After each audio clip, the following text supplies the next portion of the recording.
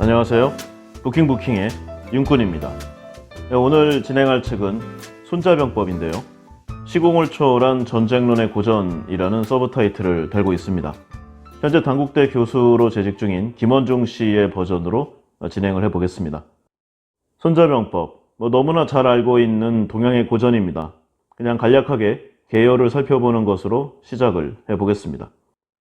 손자병법은 춘추시대 제후 간의 이 치열한 전쟁을 직접 겪은 이 병법가 손자가 이 다양한 이 신뢰와 역사적 기록 그리고 실제 경험 등을 바탕으로 해서 전쟁은 과연 어떻게 치러야 하는가를 13편 그리고 6천자라는 이 짧은 글 속에 압축적으로 담아낸 동서고금의 명저라 할 수 있겠습니다. 이 손자병법에서 이 손자는 이 전쟁의 달인이라는 평가에 좀 무색하게 전쟁을 좀 싫어했어요.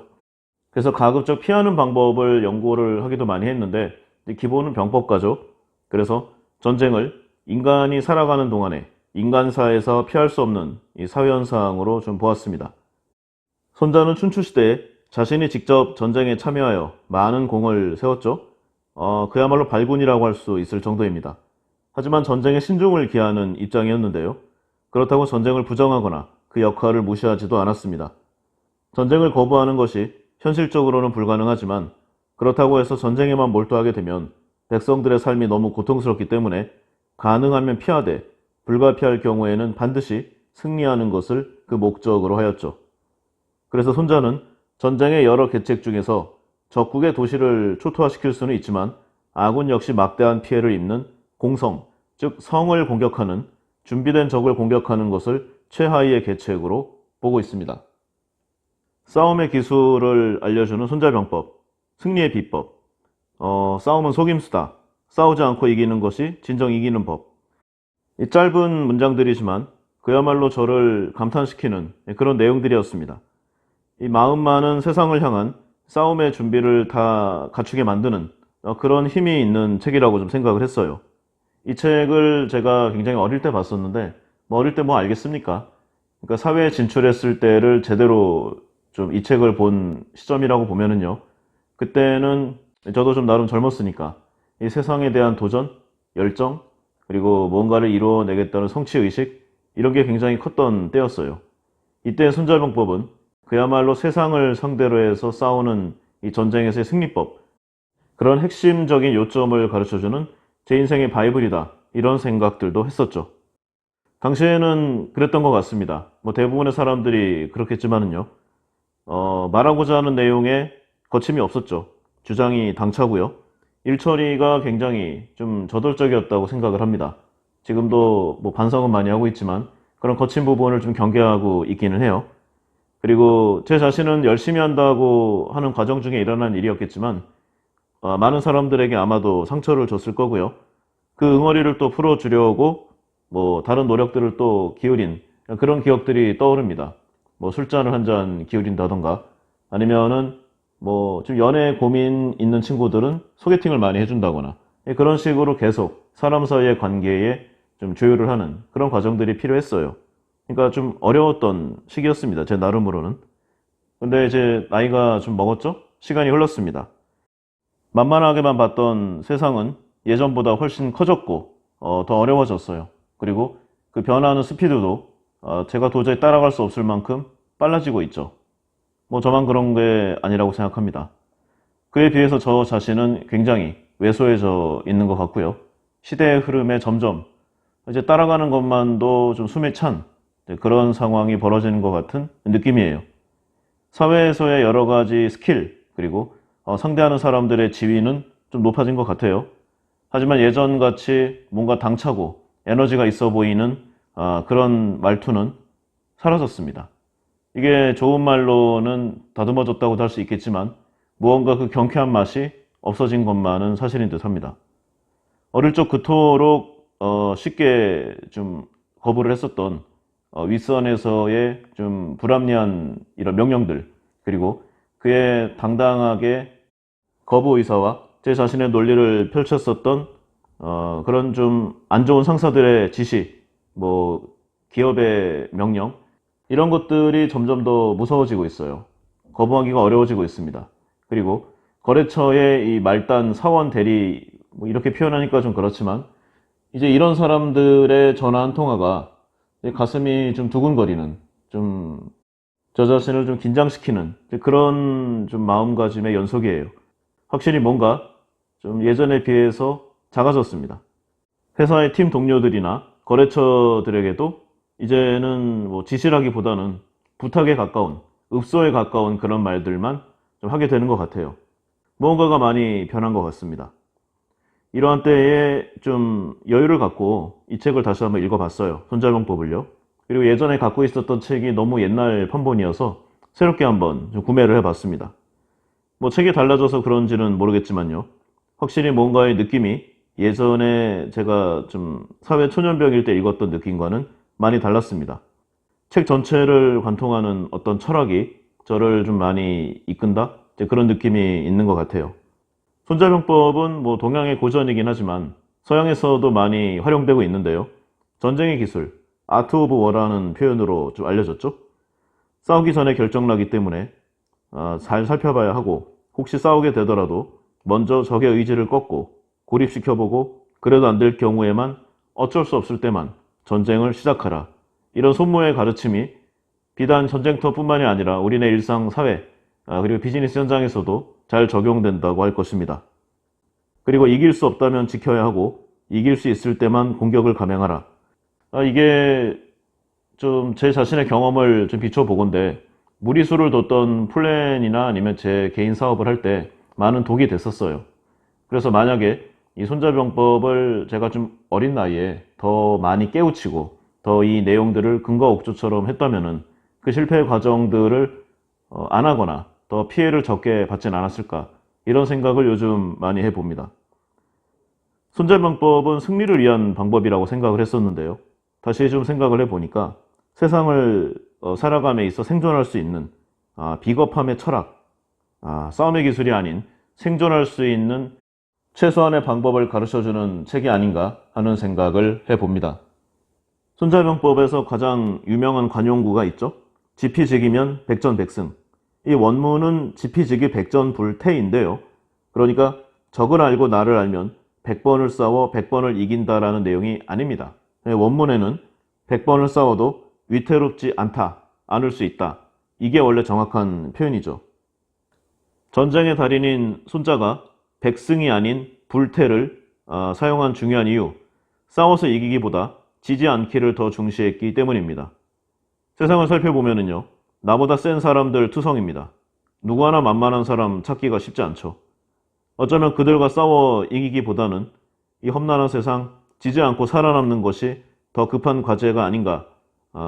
손자는 아마도 이렇게 생각하지 않았을까 하는 제 나름의 판단을 좀 해봅니다. 남의 어떤 것을 좀 빼앗기를 논하기 전에 내 밥그릇을 빼앗기지 않을 그런 궁리를 먼저 해야 하는데요. 이게 우리네 현실이죠. 예전 시대가 다르지만 수많은 나라들이 난립한 이 춘추 전국이라는 무한 경쟁 시대를 살았던 손자. 이 사람이 다양한 전쟁사를 공부한 뒤에 간파한 인생의 진리가 아닌가 하는 생각도 해봅니다. 싸움의 기술이 아니라 생존의 기술, 손자병법은 이렇게도 정의할 수 있을 듯 합니다. 기본적으로 이 손자병법이 이 종이가 없던 시대에 쓰여진 내용이에요. 그래서 아마도 죽간 아니면 나무 조각, 기타 좀 하드코어한 이런 쪽에 작성을 했겠죠? 그러니까 극단적으로 짧은 문장을 구사했습니다. 그야말로 핵심, 이런 내용들만 좀 적었겠죠? 그리고 이제 보존 상태가 좋지 않으니까 세월이 가면서 유실되기도 하고 내용이 끊어지기도 하고, 그러니까 현대에 와서는 원래 순서가 맞는지조차도 헷갈리는 그런 지경까지 왔어요. 그렇지만 이 진정한 고전은 이런 부분도 별 관계가 없는 것 같습니다. 아무 편이나 끊어 읽어도요, 오늘날의 세상을 살아가는데 진리가 될 수 있는 그런 내용들로 가득합니다. 아주 많은 날들은 아니지만 저도 이제 세상을 어느 정도 살아보니까요, 이 선과 악의 경계가 모호해지는 그런 느낌을 많이 받습니다. 절대적으로 옳고 절대적으로 그른 것은 존재하지 않더라고요. 옳고 그름, 그리고 우리 편과 상대편을 가르기보다는 그 중간 지대의 가치를 재발견하게 되는 그런 것이 나이를 먹어가는 것이 아닌가라는 생각도 해봅니다. 인생의 목적, 절대적인 어떠한 그 무엇이 아니라 살아가는 것 그 자체라는 것을 이 손자병법은 많은 전략사를 통해서 이야기하고 있는 듯도 합니다. 때로는 굉장히 초라하고 비겁하게 모양 빠지게 도망다니고 그래서 비겁하다는 소리를 듣지만 살아간다는 것이 또한 그러한 것이 아닌가, 이런 걸 알아가는 게 또한 산다는 것이 아닌가. 이 손자병법의 여러 가지 사례에서 이런 내용들이 많이 나오고 있습니다. 사람의 목숨이 큰 가치를 얻지 못했던 이 춘추 전국 시대의 이 무한 경쟁 시대, 현실을 인정하고 비겁할 때는 인정사정 없이 고개를 숙일 줄 아는 것 역시 용기다. 손자는 이렇게 가르쳐주고 있어요. 비겁자들이 자주 말하듯 강한 자가 살아남는 것이 아니라 살아남는 자가 강한 것이다. 이 책 손자병법 전편을 통틀어서 알려주고 있는 가장 귀중한 가르침이 아닌가 하는 생각도 해봅니다.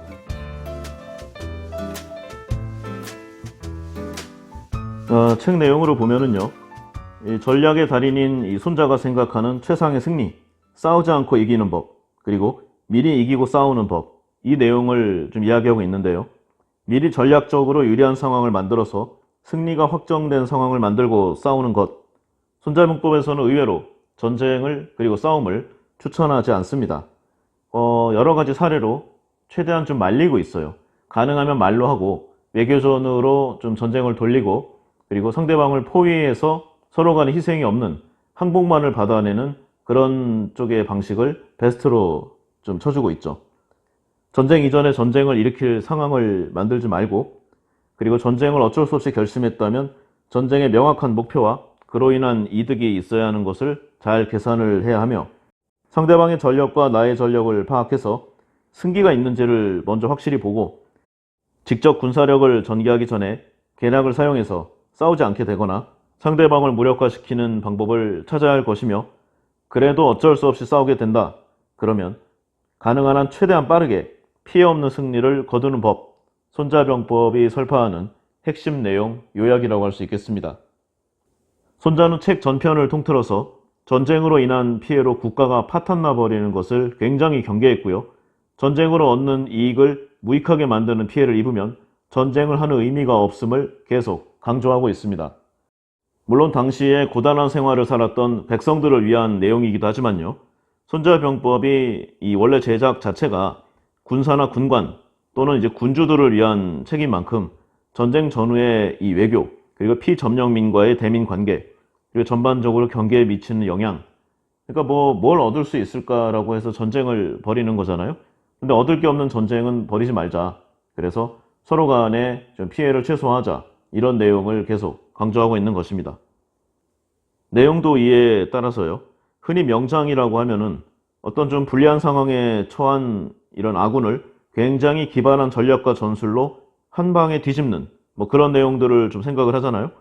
그런데 이 손자병법의 손문은 굉장히 전공법에 정통한, 그러니까 한 걸음씩 치고 나가서 상대방을 기진맥진하게 해서 승리하는, 피해를 최소화하고 얻는 것을 최대화하는 이런 전공법의 달인이라고 할 수 있겠습니다.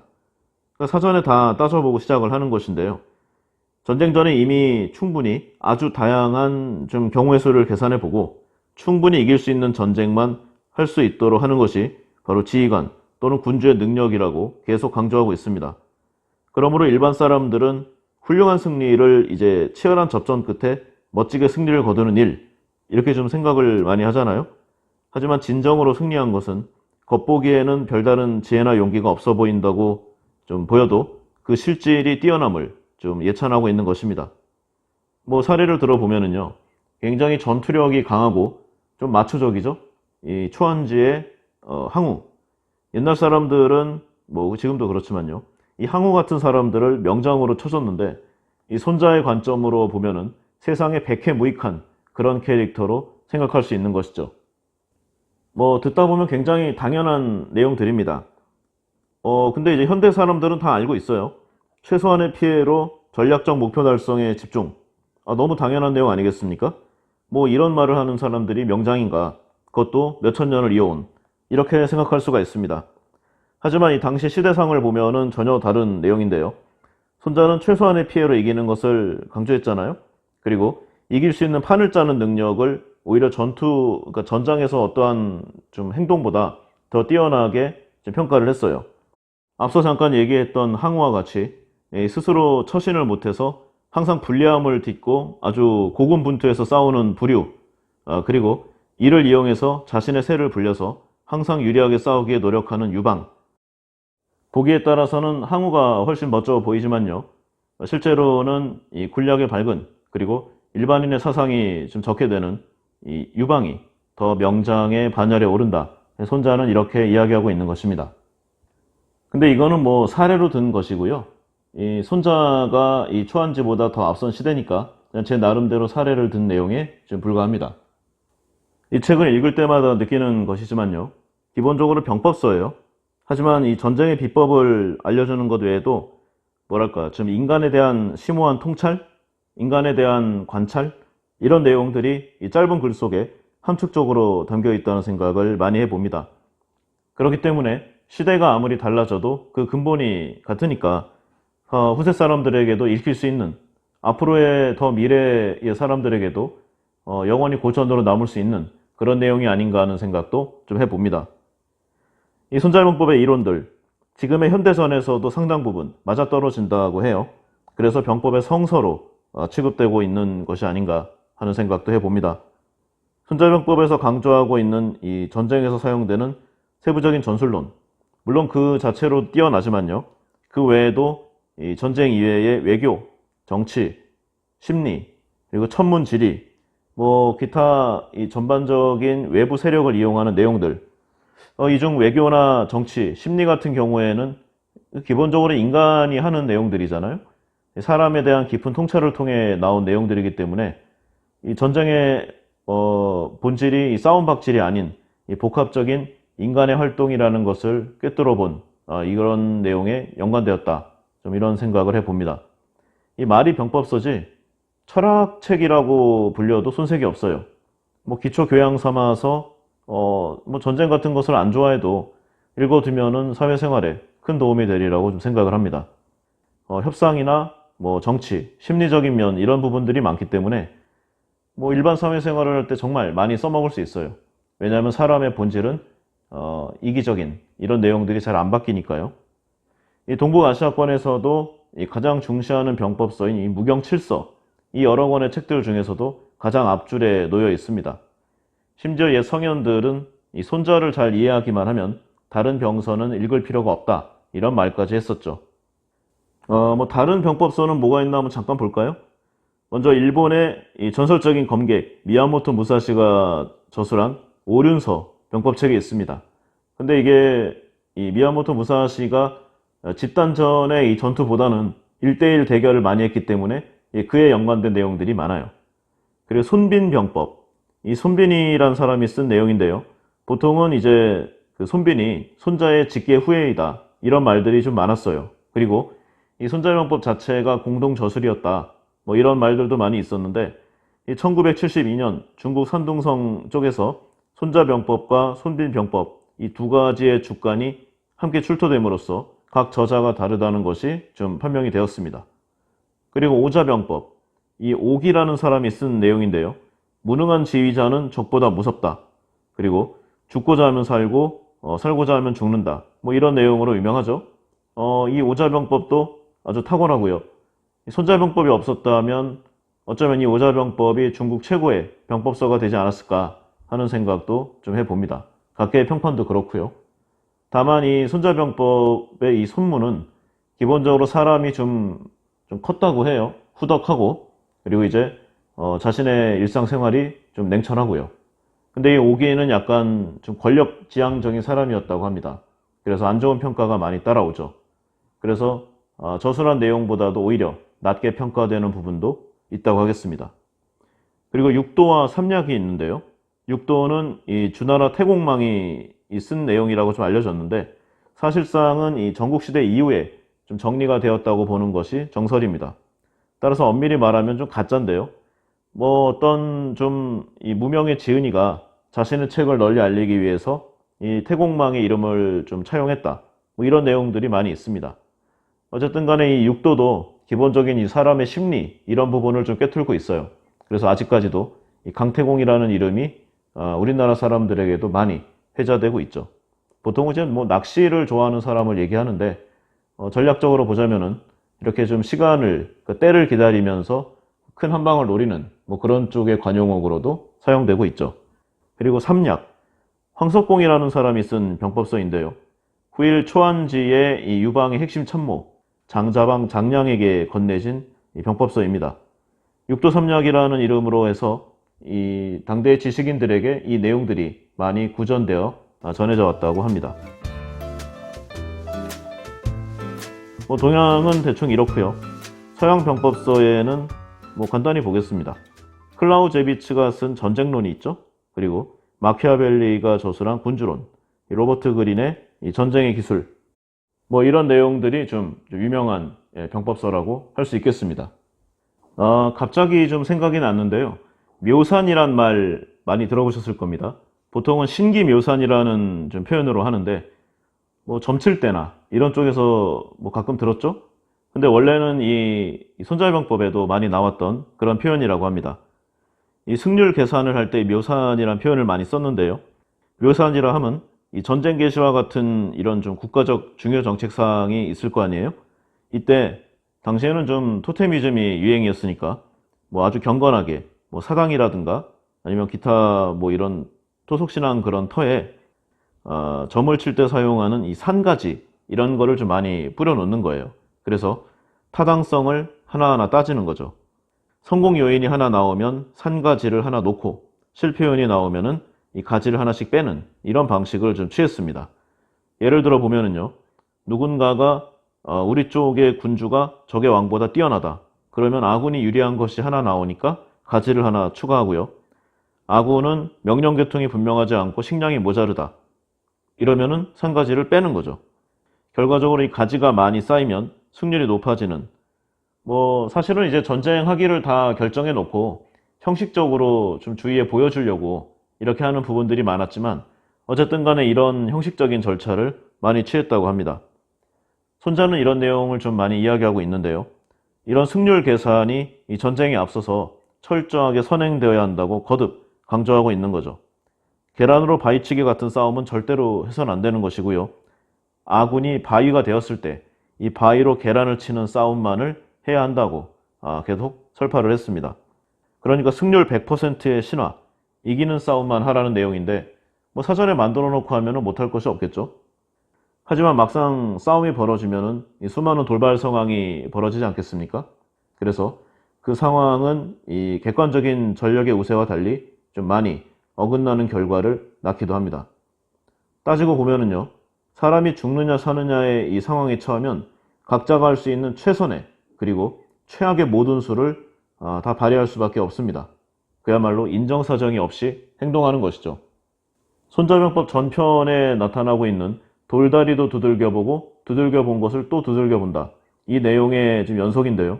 이 비겁함의 철학의 완성본인 손자병법. 이 내용들이 2000년 이상 전 세계에서 가장 뛰어난 병법서로 활용되고 있는 이 것 자체를 우리는 잘 생각해 봐야 할 것입니다. 여기서 제 지인의 지금 사례가 하나 생각이 나는데요. 지인은 아니고 그냥 알고 지낸 사람이었어요. 좀, 좀 악독한 사람? 예, 저하고는 그렇게 나쁜 내용은 없었는데, 이런 사람이 하나 있었습니다.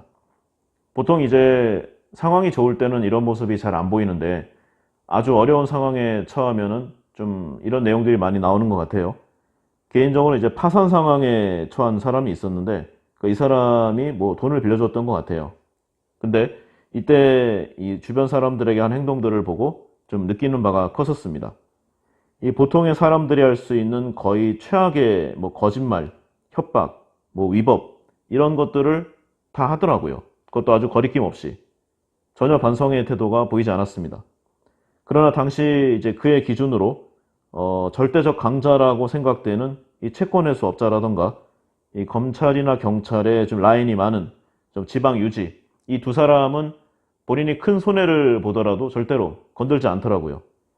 즉 이 사람은 그 급박한 상황에서 이 경제적으로 목숨이 위험하다고 생각될 수 있는 그런 위기의 상황에서도 이길 수 없는 전쟁을 하지 않은 것이다 라고 생각할 수도 좀 있을 거라고 봅니다. 한마디로 묘산을 자신의 나름대로 해본 것이고요. 이길 수 있는 승부만 계속 거듭한 것이죠. 만만한 사람, 호구가 된다면 인생의 위기에 처할 수가 있다. 이 내용을 좀 이야기해 보고자 합니다. 그리고 또 손자가 이야기하기를 이 신속 정확 과감에 좀 방점을 찍고 있습니다. 그리고 이제 쾌속성을 거듭 강조하고 있는데요. 이 전쟁을 한 번에 그리고 아주 짧게 끝내야 한다는 것을 이야기하는 내용입니다. 10번 찍어 안 넘어가는 나무 없다는 믿음은 전쟁터에서는 바로 버려라 이렇게 이야기하고 있는데요. 한 번 찍어서 안 넘어가면 과감하게 다음에 이 넥스 전략으로 가야 한다. 이것이 전쟁의 기본임을 알려주고 있습니다. 전쟁을 10번 벌이면 적이 아니라 아군이 먼저 무너지는 것이 상식이겠죠? 전쟁은 시간과의 싸움입니다. 이 사람과 무기, 식량, 그 어느 것도 공짜가 없죠. 하루를 쓰면 하루만큼, 열흘을 쓰면 열흘만큼 그 돈과 자원이 소모됩니다. 전쟁을 오래 끌어 이 전쟁에 관련된 군비가 늘어나면 이겨봤자 헛장사죠. 그렇게 되면은 이 적군의 이 토지나 이 백성들에게서 이 전쟁 비용을 회수하기 위해서 좀 무리수를 두게 됩니다. 한마디로 약탈을 하게 되는데요. 그러면 이제 악순환이 반복되는 이제 그런 내용이죠. 그래서 쉽사리 결론이 나지 않는 싸움은 손해를 본다고 해도 일찌감치 끝내는 것이 낫다는 내용도 말하고 있습니다. 시간과의 싸움에서 승리하기 위해서는 당연히 그 철저한 계획이 있어야 하겠는데요. 그리고 전쟁이 시작되면은 계획대로 아주 속전속결로 몰아붙여서 끝내야 할 것입니다. 전쟁터에 막상 나가서 작전을 짠답시고 갑론을박한다. 이미 진 싸움이라고 이야기하고 있고요. 전쟁터에서는 실행만이 정답이다. 그리고 고민은 싸움이 벌어지기 전에 할 일이다. 이런 내용을 강조하고 있습니다. 비단 전쟁터에서만 통용되는 말이 아닐 것입니다. 우리네 인생, 미래에 대한 준비도 이와 같다고 할 수 있죠.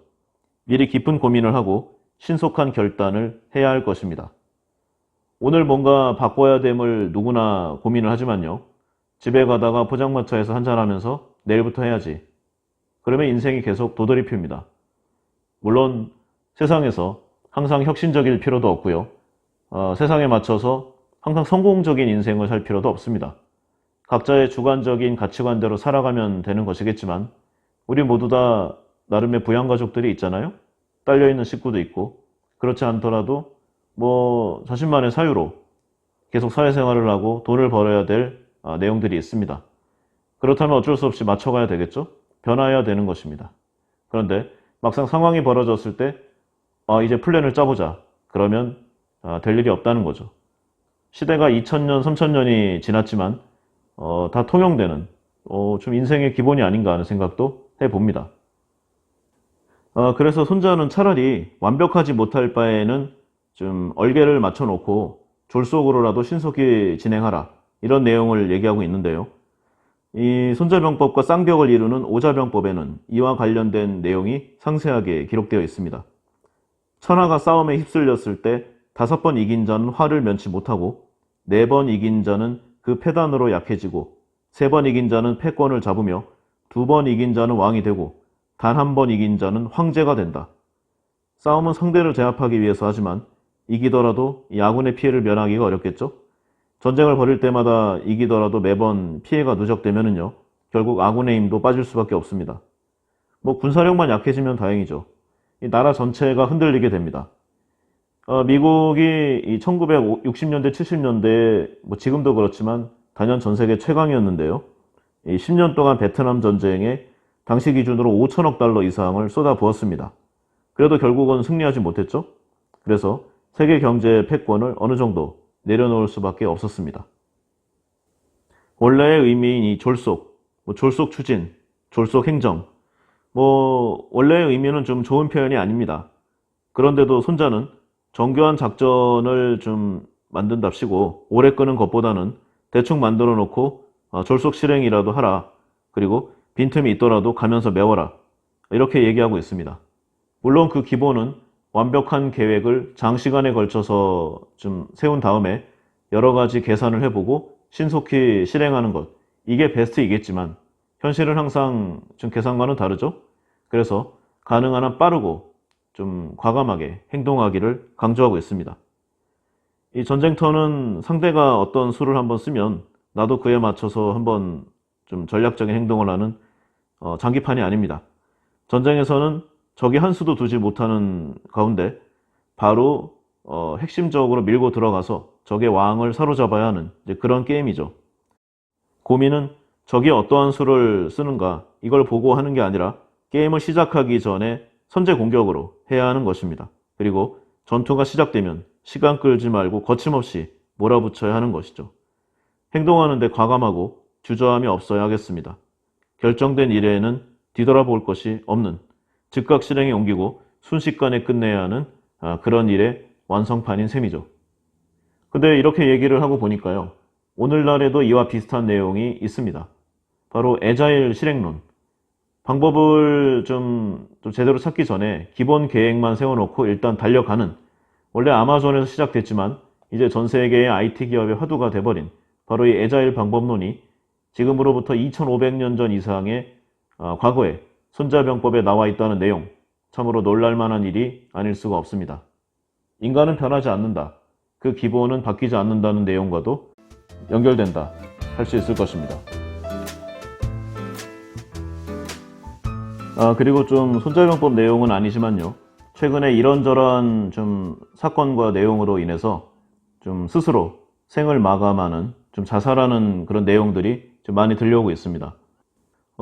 평생을 좀 타인을 위해 봉사를 하고 나름대로 훌륭하게 그리고 모범적으로 살아왔다고 자부하는데 주위에서 매도하고 이러면 좀 억울하죠. 그리고 분노가 치밀어 오릅니다. 그러다 보면은요, 자신이 할 수 있는 좀 가장 강력한, 이게 다른 사람들에게 과연 어떠한 영향을 줄지는 모르겠지만 이런 좀 극단적인 생각들을 좀 하게 되는 경우도 있어요. 주위에서는 어떻게 생각할지 모르겠습니다. 근데 제 생각은 이래요. 죽어서 이뤄지는 일이 있다면 죽음은 숭고하고 가치가 있겠죠. 그러나 과연 그 사람이 죽음으로써 그 일이 이뤄지고 해결되는가? 저는 제가 본 와중에는요, 한 번도 그런 경우가 없었습니다. 이 지는 싸움에서 도망가는 것이 치욕이라고 생각하면 안 될 것이에요. 강한 자가 살아남는 게 아니라 살아남는 자가 강한 것이라고 누차 이 책은 이야기하고 있지 않습니까? 죽는다고 해서 달라지는 것은 아무것도 없습니다. 그러나 세상은 싸움터에서 등을 보이고 달아나는 것을 비겁한 행동으로 규정을 하고 있죠.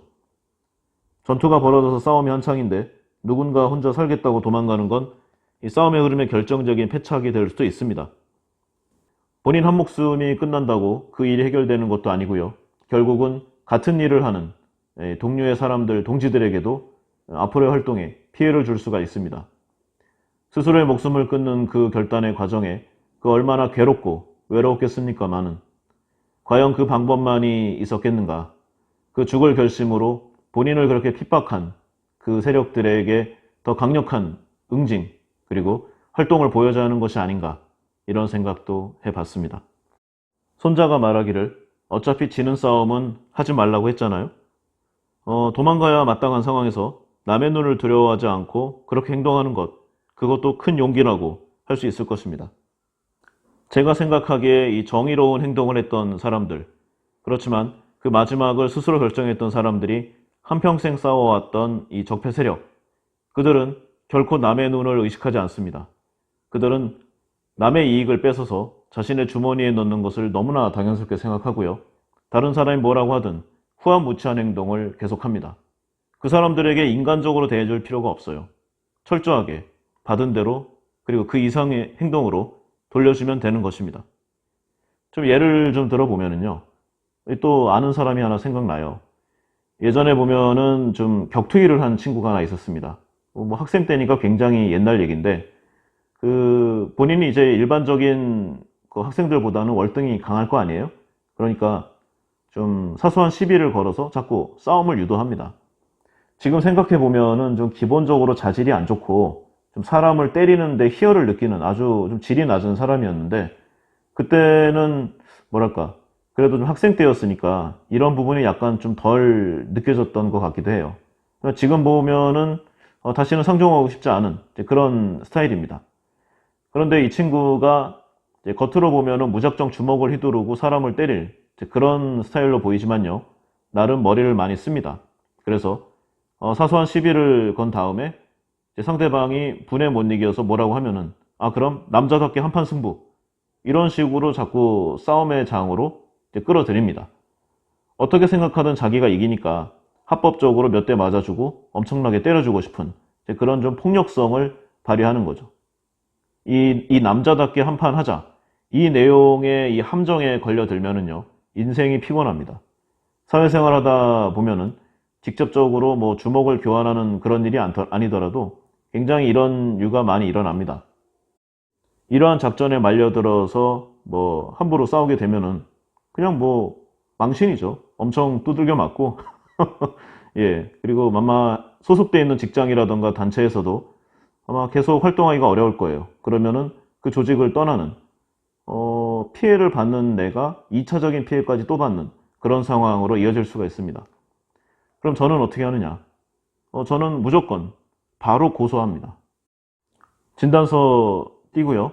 제가 아는 가장 악랄한 변호사를 고용합니다. 요즘 변호사들 먹고 살기가 어려워요. 그래서요, 이 암흑 변호사들이 많이 활동하고 있습니다. 만약에 내가 누군가한테 맞았다. 그리고 나는 상대방을 때리지 않았다. 그러면은 이것은 내가 100% 이기는 싸움이지 않습니까? 법리적으로. 그럼 저는 바로 이 변호사 고용하고요. 상대방에서 받게 되는 합의금 및 기타 내용으로 이것이 바로 변호사 당신의 보수다. 이렇게 계약을 맺습니다. 물론 뭐 이 계약 자체의 효력이 또 뭐 법리적인 문제가 될 수 있지만 어쨌든 간에 그렇게 되면은요. 인정사정 보지 않고 이 변호사는 상대방을 압박합니다. 그리고 저는 일체 합의가 없죠. 상대방이 어떤 눈물 콧물 짜고 막 그런 내용을 해도요. 저는 끝까지 갑니다. 지금까지 그렇게 해왔어요. 그래서 저를 특별하게 힘들게 하는 사람은 법인이든 개인이든 많지 않았습니다. 제가 이 내용을 이 청취자분들께 뭐 얘기하는 게 사실 뭐 저에 대해 좀 마이너스인 부분이 있을 수 있지만 꼭 이 방법을 취하라고 말씀드리는 게 아니라 사회적으로 보면은 대부분 이 청취자 여러분들이 싸우게 되는 사람은 여러분들보다 어떤 의미로든 강자들이 많을 것입니다. 그럼 그 사람들이 왜 강자인가? 단순히 싸움을 잘해서 강자인가? 물론 그런 것도 있겠지만요. 자신이 가장 잘하는 자신의 강점으로 바로 여러분들의 약점을 공격하는 그런 능력이 탁월한 그런 아주 악독한 사람일 것임에 확률이 높겠죠? 그러면 그쪽에 끌려 들어가지 말고 본인들이 가장 잘 대응할 수 있는 방법으로 상대하시라. 이런 내용을 좀 말하고자 싶었습니다. 1편은 여기서 마무리하고요. 2편에는 이 손자병법 그 자체의 내용을 좀 살펴보도록 하겠습니다. 지금까지는 이 손자병법의 좀 여러 가지 좀 외적인 내용들을 좀 살펴봤어요. 그런데 2편에서는 이 내용 자체가 사실은 육천자에 불과한 내용이라고 좀 말씀을 드렸잖아요. 그러니까 굉장히 함축적으로 나와 있지만 사실 그 당시에 벌일 수 있는 여러 가지 전쟁의 양상들 그리고 그 전쟁을 둘러싼 여러 국가 간의 내용들 그리고 백성들의 상황, 인간의 심리학 이런 부분들을 총망라한 내용이에요. 그러니까 이 내용 자체를 살펴보는 것이 뭐 사실은 이 손자병법을 읽는 핵심 내용임에 분명합니다. 근데 이제 워낙 고전이기도 하고 당시의 상황과 지금이 좀 안 맞는 부분이 있으니까 제 나름대로 살짝 뭐 좀 첨언을 하도록 해보겠습니다. 예, 오늘은 여기까지 하겠습니다. 좋아요, 구독 버튼, 댓글도 꼭 부탁드릴게요. 예, 감사합니다.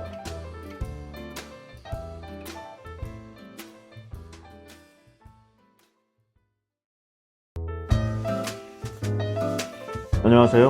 부킹부킹의 윤권입니다. 오늘 손자병법 두 번째 시간을 시작해 보겠습니다. 먼저 춘추전국 시대를 한번 살펴보겠습니다. 이때의 기록을 모아둔 흔히 공자가 썼다고 알려진 춘추의 기록에 의하면요. 기원전 232년 이 제후국과 각국 내부에 발생한 전쟁이 약 483차례, 전쟁과 직접적인 관계가 있는 정치 군사적인 활동과 이 연합, 해맹 등이 약 400여 차례, 그래서 총 1000여 차례의 군사적 행동이 있었다고 전해지고 있습니다. 당시의 중국을 보면 140여 개의 크고 작은 제후국들이 있었는데요. 사마천의 사기의 기록에 의하면 춘추시대 때 이제 암살되거나 시해된 군주가 약 35명, 망한 나라가 약 60여 개국, 그리고 제후들 중에서 뭐 여러 가지 사유로 좀 도망가서 이 종묘와 사직을 보존하지 못한 자가 헤아릴 수 없었다. 이렇게 묘사를 하고 있습니다. 이 불교 용어를 보면은 이 항상 싸움이 그치지 않는 곳으로 아수라도라는 세계가 있는데 이때의 춘추 시대를 상징하는 가장 적절한 단어가 아닌가 하는 생각을 해봅니다. 또 상황이 이렇다 보니까요. 귀족들끼리 전차전을 해서 전쟁을 마무리 짓는 형태의 이 전쟁, 그리고 오로지 이 토지 겸병이나 생존을 목적으로 하는 귀족, 평민, 노예까지 그러니까 국가의 모든 것을 총망라한 좀 인력이 동원되는 그런 전쟁으로 양상이 좀 변화를 하게 됩니다. 원래 전쟁은 좀 수뇌부가 바뀌면은 끝나는 그게 정석이었는데요. 이때부터 이제 어차피 망할 거 같이 죽자 이런 식으로 좀 진행이 되었다고 합니다. 시간이 지나면서 기본적인 도리도 지키지 않게 된 것이겠죠. 전쟁 수 자체도 엄청나게 많았고요. 그리고 이제 제후들은 이 당시 싸울 수 있는 이 국가의 모든 이 국민들을 총동원하려 했으니까 그 시대를 살아갔던 이 백성들의 이 삶의 고단함, 아픔, 애환, 이 끔찍함이 상상도 안 될 수준입니다. 평상시에는 세금으로 뜯기고요. 전쟁 시에는 병사로 끌려가서 죽기 일상이었죠. 이런 생명의 위기 속에 이런 좀 위험한 시기에 가장 걸맞았던 사상가들, 아마도 이 병가, 그러니까 전쟁을 원료로 하는 이런 사상가들이 아니었나 합니다. 이 손자병법으로 너무나 유명한 이 주인공 이 손자, 춘추시대 사람인데요. 거의 공자랑 같은 시대라고 해도 좀 무방합니다. 하지만 좀 안타깝게 아주 직접적인 교류는 없었다고 하는데요. 좀 추구하는 이상향이 좀 다르죠. 공자는 인의예지, 사람의 도리를 설파한 사람이고요. 손자는 어떻게 하면 효율적으로 상대를 절멸시킬 것인가, 이걸 연구한 병법가잖아요. 그러니까 어쩌면 좀 인간사의 대척점이라고도 할 수 있을 것입니다. 그래서 아마 둘 다 만날 생각이 없었던 듯도 해요. 어쨌든 간에 손자를 좀 더 알아보면은요. 이름은 손무고요. 사람 이름에서부터 이제 그 무에 무자가 들어가니까 원래부터 이런 마초적이고 아주 전쟁광인 사람인가 이렇게 생각할 수 있잖아요. 하지만 지금까지 여러 루트를 통해서 좀 얘기했던 대로 전쟁 자체를 좀 멀리하고 싶은 전쟁을 좀 싫어하기까지 한 그런 사람이었다고 합니다. 전쟁하고 살아라라는 의미로 이 집안의 어른이 손무라고 지어준 것 같은데 결과적으로 보면은 장명 센스가 탁월했다고도 할 수 있을 것이에요. 이름 따라 사람이 가는 듯도 한 것 같긴 합니다. 어쨌든 간에 손자는 자라서 전국 시대를 가장 대표하는 이 병가가 되는데요. 오나라의 왕 함려를 섬겨서 절제와 규율 있는 이 육군을 조직하게 되었습니다. 그래서 이후로 당대의 강국이었던 초나라, 제나라, 진나라 등의 나라를 굴복시키고 당시의 군주인 함려 왕으로 하여금 중국의 패자가 되게 성공하게 되죠. 이 말만 하고 실질이 없었던 당대의 수많은 사상가들과 달리 손자는 역사에 자신의 이로를 증명해 보인 사상가였던 것입니다. 손자에 대해서는 청취자 여러분들도 워낙 여러 루트로 들으셨을 테니까요. 간단히 여기까지만 하고요. 이 당대의 시대상을 좀 보면은 이제 전쟁에 좀 그다지 긍정적이진 않았습니다. 지금 생각하는 것과는 좀 달라요. 중국의 전설상의 이 태평성대라고 불려지는 요순시대, 그리고 상나라를 접고 들어선 주나라 때도 이 춘추전국의 극심한 혼란상에 비해서 의외로 특별한 혼란 없이 역사가 전개되어 왔다고 합니다. 당시 무왕을 도와서 이 폭군의 대명사로 불렸던 은나라 주왕을 토벌하고 주왕조를 세운 이 개국공신 태공망, 그의 저사라고 알려진 육도에서 성군들은 군대를 흉한 도구라고 불렀으며 마지못해 어쩔 수 없는 경우에만 사용했습니다 라는 말을 좀 했는데요. 이 군주의 이 과감한 병법 운용을 경계한 백성들의 피해를 끼치지 않게 하기 위한 그런 내용이었다고 합니다. 어쨌든 간에 전쟁은 당시만 해도요, 가장 마지막에 동원하는 꺼림칙한 방법으로 좀 여겨졌는데요. 그래도 중요한 일은 맞잖아요. 그래서 죽음과 삶의 문제, 존립과 패망의 길인 이 병법을 각 나라는 그래도 소홀히 하지는 않았다고 합니다. 이런 상황에서 거의 최초로 이 전쟁의 이런 다양한 좀 병법상의 운용, 그리고 전략상의 루트를 좀 살펴본 이런 사상가가 손자였는데요. 처음부터 전쟁을 이 국가의 중대사로 봤고요. 회피할 수 없는 명제로 규정을 했습니다. 철저한 현실주의자였잖아요. 그래서 이 주왕실의 이 주종 관계의 종법 제도가 무너지고 시대가 이 각계의 힘 있는 제후들이 탐욕과 생존을 위해서 처절하게 몸부리치는 그런 혼란상이었어요. 여기서 철저한 현실주의자였던 손자는 옛날 그 구시대의 가치관으로는 아무것도 이루어지지 않는다. 그래서 전쟁을 천명했습니다. 본인이 저술한 병법서뿐만 아니라 인생 전체를 거쳐서 이 현실주의의 이 이문, 이익을 취하는 것을 설파했는데요. 왜냐하면 이익이 아니면 당대의 군주를 제어할 수 있는 방법이 없어요. 당시의 군주는 그야말로 절대 군주, 군주의 기분에 따라서 수천 수백 명이 바로 목이 달아날 수 있는 그런 살벌한 시대였습니다. 오늘날의 민주적 대통령을 생각하면 전혀 아니죠. 군주된 자는 노엽다고 군대를 일으켜서는 안 되고, 장수된 자는 화가 난다고 전쟁에 임해서는 안 된다. 이익에 들어맞으면 움직이고 이익에 들어맞지 않으면 멈춘다. 노여웠다가 다시 기뻐할 수 있고 화가 났다가 다시 즐거울 수는 있지만 망한 나라는 다시 존재할 수 없고 죽은 자는 소생할 수 없다. 그러므로 현명한 군주는 전쟁에 신중하고 훌륭한 장수는 전쟁을 경계해야 한다. 이는 나라를 온전하게 하고 군대를 온전하게 하는 이치이다. 이 손무가 이 손자병법의 거의 처음에 설파하고 있는 내용인데요. 철저한 현실주의를 외치고 있습니다. 이익이 있을 때만 거병하고 그렇지 않으면 절대 움직이지 않는 것이 전쟁을 대하는 그의 기본 명제였는데요. 기본적으로 전쟁이란 국가와 국가 또는 교전단체 사이에 무력을 사용한 싸움이잖아요. 그러니까 어떤 방식으로든 희생이 나타날 수밖에 없습니다.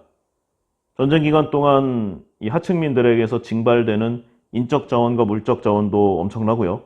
더 큰 문제는 일단 전쟁이 벌어지면 이 징발한 물자들이 모두 손상을 입게 되고 서로 간의 가슴 속에는 지울 수 없는 원한이 새겨진다는 것, 바로 여기에 있는 것이겠죠. 그래서 손자가 전쟁에서 고려하는 이익의 기준, 그 핵심은 전후에 얻게 될 경제적 이득에 이 포커싱이 모아졌습니다. 사실상 이것이 전제 군주를 설득하는 가장 좋은 방법이기도 해요. 그래서 그에겐 전후 전쟁을 통해 소진된 경제를 다시 회복하기 위해서는 점령국으로부터 어떤 물자들을 얻을 수 있는가? 이것이 바로 핵심 질문이었습니다. 전쟁의 타격을 받게 될 자국의 경제 피해를 최소화하기 위해서는 일단 농번기에 전쟁을 금해야 되겠죠? 당시에는 식량이 절대적인 가치의 기준이었으니까. 그리고 최소한의 식량만을 징발해서 전쟁 시에 모자란 식량들은 적국에서 뺏어서 사용한다는 식의 논의들이 모두 이 생각에 기초를 두고 있습니다. 또한 같은 이유로 장기전 그리고 성을 공격하는 공성전에 절대적으로 반대 의견을 표시했고요. 이 양쪽 모두 아주 어쩔 수 없는 경우에만 허용, 그것도 아주 부분적으로만 허용하는 그런 수준이었어요. 장기전은 전쟁에 들어가는 비용이 너무 막대하고 상대 측의 성을 없앤다고 해도 도시를 불태우는 공성전, 전쟁에 소비된 비용에 비해 전후 얻게 될 전리품들이 너무나 형편없기 때문이었죠. 따라서 적은 비용으로 큰 성취를 이룰 수 있는 동시에 속전속결로 해결할 수 있는 상황을 최적의 전쟁 상황으로 묘사를 했습니다.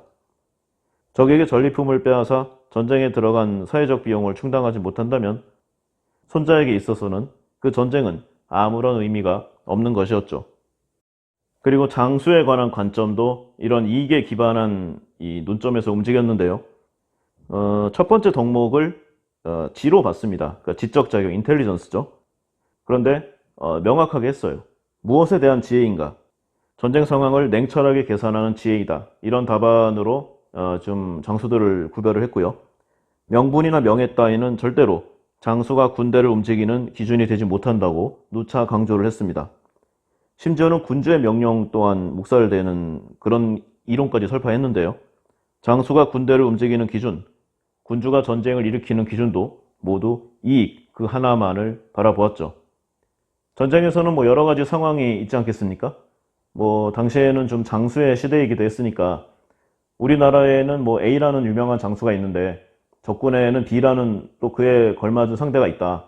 그래서 이 A와 B의 전투를 보고 싶다. 이런 내용들이 많이 있었을 거 아니에요? 그리고 나름 좀 경쟁 아닌 경쟁을 했을 테니까 적국의 이 장수가 좀 더 공적을 많이 올린다. 오늘 전투에서 나에 비해 약간의 더 큰 공적을 이뤘다. 그러면 이 B라는 장수는 다음날 무슨 수를 쓰던 병사들이 죽어나가건 말건 자신의 명예와 자신의 이 이름을 좀 높이기 위한 그런 전투에 착수를 합니다. 그러면 피해보고 죽어나는 것은 징집돼서 끌려온 백성들 뿐이죠. 그러니까 손자는 이런 것을 경계한 것입니다. 한 사람의 이름값을 드높이기 위해서 수천 수만의 백성들이 죽어서는 안 된다는 내용이죠. 너무나 합리적이고 당연하고 이치에 부합하는 내용이지만 당시에는 이런 기준이 없었던 듯합니다. 그리고 초반부에 잠깐 얘기했는데 지피지기 백전불태 내용 있잖아요. 손자가 말하는 가장 좋은 용병술의 기본이죠. 싸우지 않고 승리하는 법.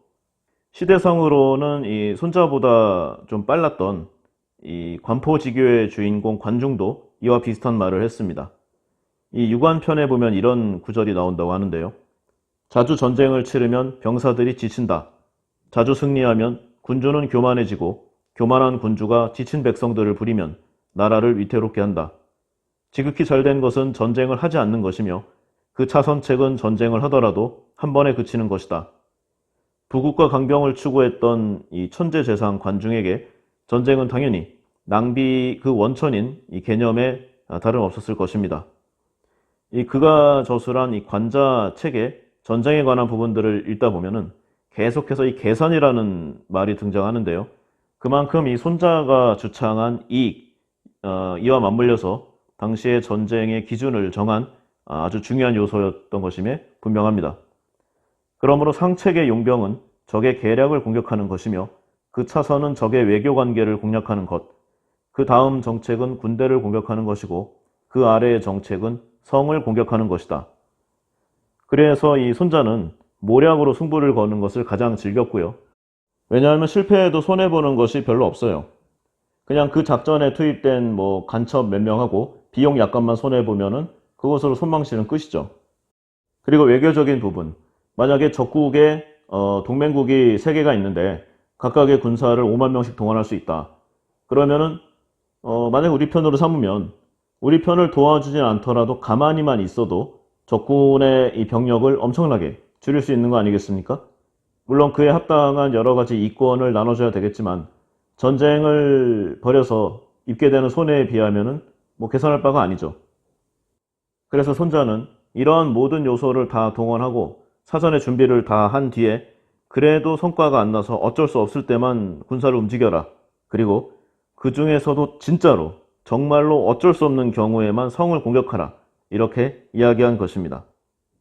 그리고 이러한 모든 요소를 다 동원했을 때 온갖 모략을 다 해보고 외교전까지 벌였지만 정말로 해결이 되지 않는 어찌할 수 없는 전쟁 직전의 상황에 처해버렸을 때 이때야말로 전쟁을 해야 될 때라는 것이죠. 근데 전쟁을 할 때는 하더라도 가장 효율적인 방법으로 해야 한다는 점을 누차 이야기했습니다. 앞에서 말한 조건들이 총동원 되겠죠. 이익의 기준에 따라서 교전은 최소화하고 전쟁은 속전속결로 끝날 것입니다. 장기전이 자국에게 이익이 되는 상황이 혹시 있을 수도 있는데요. 이러한 경우에는 일단 적에게 마지막으로 화친을 걸어보고 그래도 안 되면 어쩔 수 없이 계산에 따라서 사전에 준비된 장기전에 돌입한다. 이것이 손자병법의 병법 운용의 묘수입니다. 자, 그럼 이러한 모든 전쟁을 막을 요소들을 동원해 봤는데도 어쩔 수 없이 전쟁을 벌여야 된다. 그러면 이제 계산을 해봐야 되겠죠? 묘산을 해야 될 때입니다. 손자는 전쟁 전에 반드시 헤아려 봐야 할 5가지를 이에 관해서 설파하고 있어요. 첫 번째는 백성이 군주와 뜻을 함께하는 것으로 군주를 따라서 죽을 수도 있고 살 수도 있는 상황을 말한다. 그래서 백성은 마침내 위험을 두려워하지 않게 된다. 뭐 평소에 얼마나 어질고 덕 있는 정치와 행정을 했는지가 그 기준이 되겠죠? 사람 다 압니다. 누가 나에게 잘해주고 나를 핍박하고 괴롭히는지.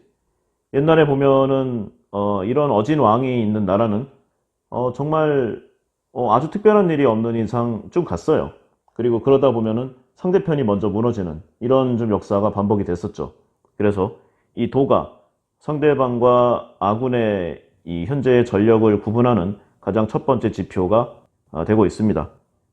그 다음이 이제 음양의 이치인데요.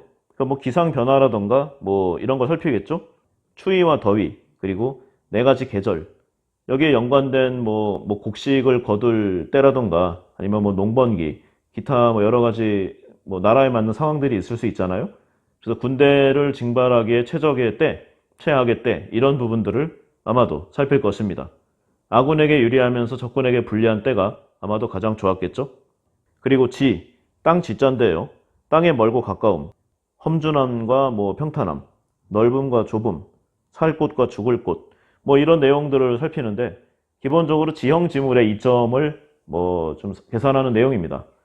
그러니까 기병과 보병은 옛날 기준으로 보면은 전투력의 상대가 되지 않지만 전투라는 게 꼭 한 벌판에서만 이루어지는 것은 아니지 않겠습니까?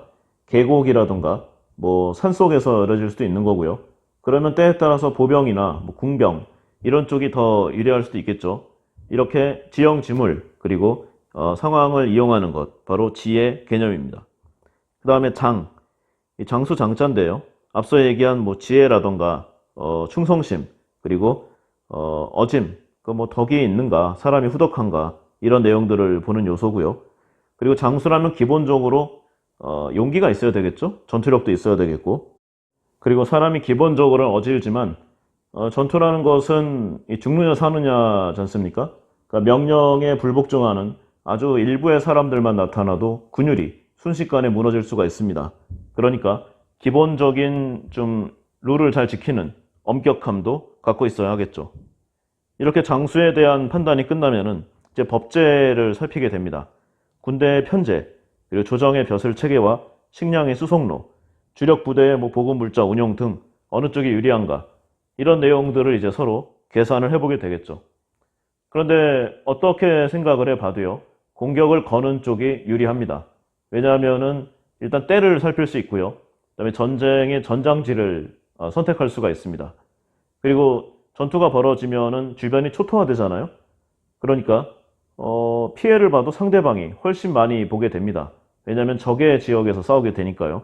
그래서 선수 필승, 5,000년을 이어온 이 싸움의 제1법칙이 아닌가 합니다. 어쨌든 전쟁을 수행하는 방법은 앞서의 이 5가지가 가장 중요한 핵심이 될 테인데요. 이 5가지는 반드시 헤아려야 한다는 의미에서 붙여진 이 제목, 계편에 실려 있습니다. 참고로 계는 계산할 때 그 계자인데요. 앞으로 좀 말하게 될 정보전, 작전의 변화무쌍한 그런 내용, 장수의 덕목, 인하 단결, 기타 등등 모두 이 5가지의 내용들을 그 뿌리로 하고 있습니다. 그리고 손자는 이러한 준비에서 가장 먼저 고려한 것이 즉 나라가 단결되어 있느냐를 가장 유심히 봤는데요. 이 단결이라 하면은 이 군주의 명령에 복종하며 전쟁을 수행할 수 있는 이런 내용들을 말하잖아요. 물론 손자는 이 단결의 방법에 대해서는 별로 언급하지 않았습니다. 이는 육아의 덕치를 하든 법가의 법치를 하던 간에 전쟁을 수행할 수 있을 정도의 최소한의 통치력은 반드시 지니고 있어야 한다는 그 원리를 내포하고 있는 것이겠죠. 제 개인적으로 보자면요. 어떤 결과만 좀 이뤄낼 수 있다면 특정 사상에 얽매이지 않는 이 손자의 현실주의적인 모습을 좀 유추해낼 수 있는 대목이 아닌가 이런 생각을 해봤습니다. 그리고 별개로 이 당시의 사람들과는 좀 다르게 간첩의 활용을 매우 중시했습니다. 사실 이게 좀 싸우지 않고 이긴다는 대목과 모략, 외교전 등과도 다 연결되는 좀 일련의 내용들이에요. 실제로 손자는 손자병법의 마지막 장을 용간편이라고 해서 어떻게 간첩을 활용하는지가 대세에 어떤 영향을 끼치는가 이런 내용을 좀 이야기하고 있어요. 간첩을 사용해서 적의 국정을 흐리고 군주가 자국의 이익이 되는 판단을 좀 내리도록 회유하고 공작을 하는데 절대로 금전을 아껴서는 안 된다는 내용도 설파하고 있습니다. 간단한 이치죠. 전쟁에서 이기기만 하면 그때 들어간 비용을 모두 회수할 수 있기 때문인데요. 전쟁에서 패해서 나라가 위태로워지는 것보다는 간첩에 사용하는 기회비용이 훨씬 더 적고 효율적이기 때문이죠. 같은 맥락에서 손자는 적국의 간첩을 매수하는 이중 간첩을 아주 적극적으로 권장을 했습니다. 이렇게 여러 가지 각도로 수집된 정보들을 총망라해서 궁극적으로 계산기를 이제 두드려 보는데요. 이 계산 결과를 바탕으로 이제 작전을 짜게 되는 것이죠. 작전의 핵심은 허와 실, 즉 적의 허점을 찌르고 강점을 약화시키는 것이 그 기본 궤인데요. 나의 장단점과 적의 장단점을 모두 알고 있기 때문에 이 정보들을 바탕으로 적을 어떻게 약화시킬 것이며 어떤 위치에서 싸울 것이고 어디에서 기습할 것인지 또 어떤 전략을 사용할 것이고 이에 따른 병력 운영은 어떻게 할 것인지 이러한 등등을 모두 고려하는 이제 시기가 바로 이때라고 할 수 있겠습니다. 자, 그 다음은 이제 장수의 우열을 논해야 할 때입니다. 손자의 장수로는 이 지혜와 믿음, 어짐과 용기, 엄격함을 가리키고 있는데요. 이전에 이 전쟁 전에 반드시 헤아려 봐야 할 5가지 중에서 이 장군, 이 장수에 대해서는 좀 그냥 넘어갔던 것 같아요. 그래서 여기에 대한 디테일한 부분을 살펴보도록 하겠습니다. 전쟁을 진행하는 주체는 누구인가? 머릿수는 가장 많지만 사병, 당시의 기준으로 이제 병졸은 아니겠죠. 정보를 모으고 이를 분석해서 이 국가의 승리를 위한 이 작전을 짤 머리가 되는 이 순애들, 결국 장수들인데요. 이 장수들에게는 이 앞서 말한 임기응변의 지혜와 이 작전의 유연성까지도 갖춰야 되는 이 필요성이 있으니까 당시 기준으로 보면은 굉장히 좀 초인적인 자질을 요구받지 않았나 하는 그런 생각을 해봅니다. 전쟁에서 장수에게 요구되는 이 완전한 승리로 가는 필수적인 5가지, 이 부분을 계산할 줄 알아야 한다고 이 병법서들은 이야기하는데요. 먼저 적과 아군 사이의 거리를 재는 것, 지형지물을 이야기하는 것이겠죠. 계속 반복되는 내용입니다. 그 다음에 적과 아군의 군 동원력을 계산해 보는 것.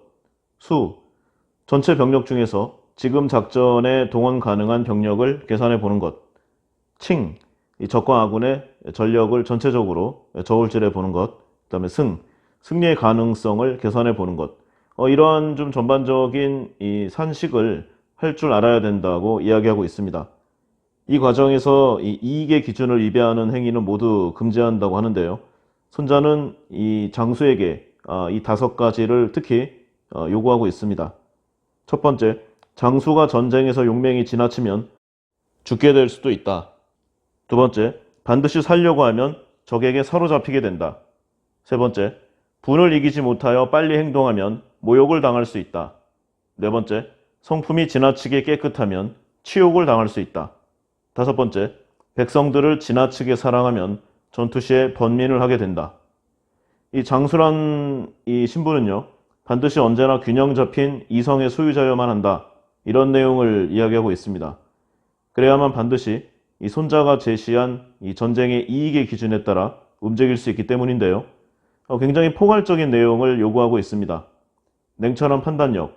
일단 판단이 내려지면 용맹하게 작전을 수행할 수 있는 이 과감한 이 성향, 그리고 어느 정도의 겉모술수도 요구하고 있는 것이죠. 특히 일반적으로 보면은 좀 이해가 되지 않지만 성품이 지나치게 깨끗하면 치욕을 당할 수 있다는 이 내용은 당시에는 좀 유가, 그리고 약간 도가, 이런 쪽에 좀 인의예제를 강조하는 부분들이 있었어요.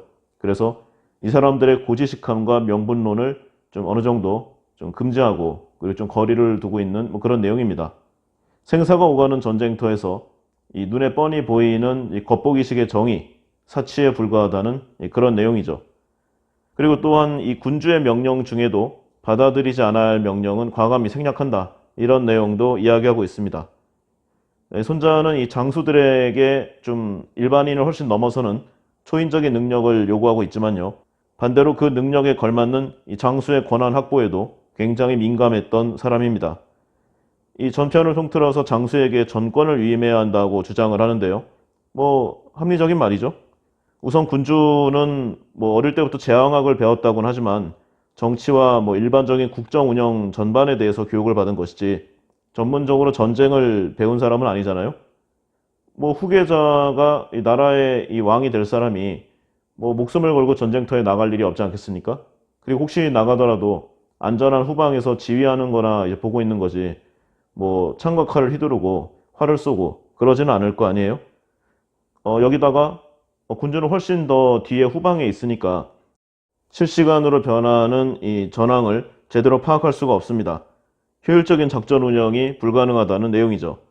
그래서 손자는 현장 지휘관에게 전쟁에 대한 전권을 위임하고 절대로 정치의 관계가 장수에게 개입되어서는 안 된다. 이렇게 이야기하고 있는 것입니다. 장수는 오직 눈앞에 있는 전쟁 그 자체에만 집중해야만 한다는 것이죠. 전쟁에 정치가 개입되면 어떠한 일이 발생하는가? 이 책에는 예가 하나 나와 있는데요. 당시 이제 제나라 사람 이백이란 사람이 당시에 효성왕을 찾아오게 됐습니다. 효성왕은 이 사람을 만나보고 딱 봐도 인물이에요. 그래서 대단히 기뻐하면서 그를 이제 아주 중요한 곳에 대장으로 삼았습니다. 이 사람이 이 대장이 된 지 얼마 지나지 않아 어떤 이가 와서 이백이란 사람이 반란을 꾀하고 있다 이렇게 알려왔는데요. 이때 마침 효성왕은 식사 중이었다고 합니다. 그런데 이 얘기를 듣고도 미동하지 않고 그대로 밥을 계속 먹었다고 해요. 잠시 후 다시 한 사람이 또 달려와서 비슷한 소식을 전하였습니다. 근데 훨씬 디테일했고요. 더 좀 가까이 왔다 뭐 이런 내용을 좀 붙인 거죠. 효성왕은 역시 아무런 반응이 없었는데요. 한참 뒤에 이백이 직접 보낸 이 사신이 달려와서 효성왕에게 이렇게 전하는 것이었습니다. 이백은 원래 제나라 사람이고 효성왕은 이 조나라의 왕이었는데요. 그러니까 제나라 사람인 이백이 이 조나라의 몸을 의탁한 거잖아요. 그러니까 본인이 원래 있던 나라의 사정을 잘 알고 있는 겁니다. 그래서 보고하기를 제나라가 군대를 일으켜서 이웃의 연나라를 치려하고 있습니다. 그러나 제나라가 연나라를 친다는 명목 아래 우리 조나라를 습격할까 염려되어 제가 군대를 일으켜 스스로 준비 태세를 취했습니다. 이 급한 불은 껐는데요. 연나라와 제나라가 계속 싸움이 붙는다면 저는 그들이 피폐해진 틈을 이용해서 제나라를 공격할 것을 요청합니다. 그러면 우리 조나라가 많은 땅을 얻을 수 있으리라 여깁니다. 이런 일이 있고부터는 이 효성왕을 위해서 이 변방의 외지에서 일하는 장군들은 궁중에서 자신을 의심하면 어쩌나 하는 두려움을 갖지 않아도 되었다고 합니다. 물론 군주가 현명하고 배짱이 두둑해야 가능한 일이겠죠? 생각해보면은 왕은 수도에 혼자 있고요. 수도 방위군이라고 해봐야 뭐 그렇게 많지 않습니다. 대부분의 이 우수한 군사력은 이 국경 쪽에 가 있죠. 그리고 보낼 때야 뭐 충성을 다짐하고 뭐 이렇게 보냈겠지만 사람이 이 몸이 멀어지면 마음도 멀어지고 또 변방에서 이 막강한 군권을 가지고 있으면은 현지에서는 뭐 거의 왕이잖아요. 그러니까 어떤 생각을 하게 될지 아무도 모르는 겁니다. 그러니까 항상 의심의 눈초리를 거둘 수가 없죠. 이 이야기에서 보면은 충실한 이 이백 장군의 충정이 이 주위의 의심과 모략으로 인해서 정치가 끼어드니까 반란에 좀 싹이 보이는 것으로 묘사되고 있습니다. 이 군사행동에 정치가 관련되면 장수는 이렇게 될 수가 있죠. 그래서 장수의 덕목 중 하나인 믿음, 이 믿을 신자는 단순히 군주를 따른다는 이 충의 개념이 아니라 국가와 백성의 이익을 도모하여 그들에게 이 전쟁에서 반드시 이긴다는 믿음을 준다는 그런 개념도 내포하고 있습니다. 그래서 결국 군주의 신뢰까지도 확보할 수 있는 것이죠. 이런 점에서 이 믿음의 덕목은 오히려 군주에게 해당된다고도 할 수 있는데요. 군주는 반드시 이 전쟁터 현장에 있는 장수를 믿고 전권을 위임해야 한다고 이야기하고 있습니다. 그리고 또 이 전쟁터의 이 병사들과의 관계를 좀 이야기하고 있는 부분도 있어요. 이게 이제 전쟁을 이제 묘사해서 나오는 거지만 지금 우리의 일반 생활에서 이 비즈니스 현상에서도 잘 통용된다고 할 수 있을 것입니다. 이 장군이 파견이 돼가지고요. 이 병졸들과 아직 뭐 좀 친해지지 않았어요. 그러니까 좀 시간이 필요할 거 아닙니까? 근데 이제 친해지거나 기대려 하지도 않는데 그들에게 벌을 가하면 복종하지 않게 됩니다. 병사들은 이렇게 생각할 수 있겠죠? 이 전쟁도 잘 모르는 이 중앙의 이 고위 관리가 이 왕한테 잘 보여서 사령관으로 왔는데 잘 알지도 못하면서 우리를 매타작한다. 전쟁이 벌어지면은 이 장군부터 제일 먼저 없애야겠다. 뭐 이렇게 생각할 수도 있는 겁니다. 이 전쟁터에서 이 실제로 아군에게 살해당한 이 장수, 이 지휘관의 수가 많은 것은 동서고금의 이 공통된 현상이죠. 그런데 반대로 어느 정도 좀 많이 친해졌다고 해서 잘못된 행동에 벌을 시행하지 않으면 이제는 다룰 수가 없게 됩니다. 그래서 병사들에게는 이 덕으로서 명령하고 엄격함으로 통제를 해야 반드시 승리할 수 있는 군대가 된다. 이 손자는 이렇게 이야기하고 있어요. 인간관계에서 가장 어려운 요소 중에 하나일 수 있습니다. 적당한 거리 유지. 원칙은 철저히 지키되 그 안에서 유연하게 행동하고 판단한다. 근데 뭐 이론은 누구나 알고 있지만 참 행동하기 어려운 그런 내용입니다. 이런 내용은 이제 좀 인간의 관계에 관한 부분이니까 이 손자병법보다는 오히려 이 5기의 오자병법에 더 많이 나와 있는 이 개념들이라고 합니다. 손자는 이 철저히 이 전략 위주의 병력 운용을 하지만 오자는 이 전략 못지않게 장수와 군사들의 이 끈끈한 신뢰관계, 이러한 인간적인 내용을 바탕으로 한 이 일심동체의 전력을 굉장히 중요시했다고 합니다. 그리고 이제 장수가 절대 피해야 할 5가지 중에 마지막, 백성들을 지나치게 사랑하면 번민을 하게 된다는 구절이요. 참 냉정하다고 생각이 되지만 이 전쟁이란 행위에서는 숙고의 숙고 끝에 내려진 이 결론, 여기에 해당될 수 있다고 생각합니다. 국가와 국가 간의 이 큰 전쟁에서요, 이 침공해온 적군을 막아내지 못하면 내 생명은 물론이거니와 내 가족의 삶, 그리고 주위의 모든 사람들이 굉장히 위태로워지잖아요. 전쟁터에 뛰어들면은 뒤 생각하지 말고 칼을 휘두르고 방아쇠를 당겨야 됩니다. 이게 어쩔 수 없는 선택이죠. 근데 여기서 생각을 좀 더 하고 주위를 배려한다고 좀 어느 정도의 소규모의 희생을 머뭇거려요. 그러니까 10명, 20명의 생명을 아끼려고 수천 명의 이 뒤에 있는 사람들의 목숨을 위태롭게 하는 행동. 이 장수는 이렇게 행동하면 안 된다. 이 내용도 이야기하고 있습니다. 고민을 길게 하지 말고 이 10명을 미끼로 던지는 작전 명령서에 서명을 해라. 이렇게 이야기하고 있는데요. 합리적이라는 이름 아래 이 악마가 될 것을 요구하고 있습니다. 이 내용이 이 심리학에서는 이 트롤리의 법칙으로 아주 잘 설명되어 있는데 2500년 전의 이 병법서에 이러한 내용이 이미 기재되어 있음에 놀라움을 느낍니다. 여러 사서에 이 손자가 이 병법가지만 기본적으로 좀 정의감이 있고 후덕하고 좀 괜찮은 사람으로 묘사가 되고 있습니다. 이 인권, 인본, 인의, 뭐 도덕이나 도리, 설마 손자라고 이런 개념들을 몰랐겠습니까? 그런데 만약에 이제 일반 병사들이 장수가 나를 미끼로 던지는구나, 이런 것을 알게 되면은 과연 그 작전을 제대로 실행할 것인가, 자기가 가는 곳이 도저히 살아나올 수 없는 사지라는 것을 알게 된다면 과연 열심히 행군을 할 것인가. 장수는 이 살아 숨쉬는 인간들을 장기판의 말처럼 다뤄야 함을 이야기하고 있습니다. 상대 왕을 잡기 위해 아군의 이 졸의 희생을 아무것도 아닌 것으로 생각하게 하는 것, 악마가 되어야 함을 이야기하고 있는 것이죠. 냉정하게 이럴 데가 없는데 전쟁이란 원래 이런 것이 아니겠습니까? 그 해당 병사가 내가 되지 않기만을 간절히 바랄 뿐입니다.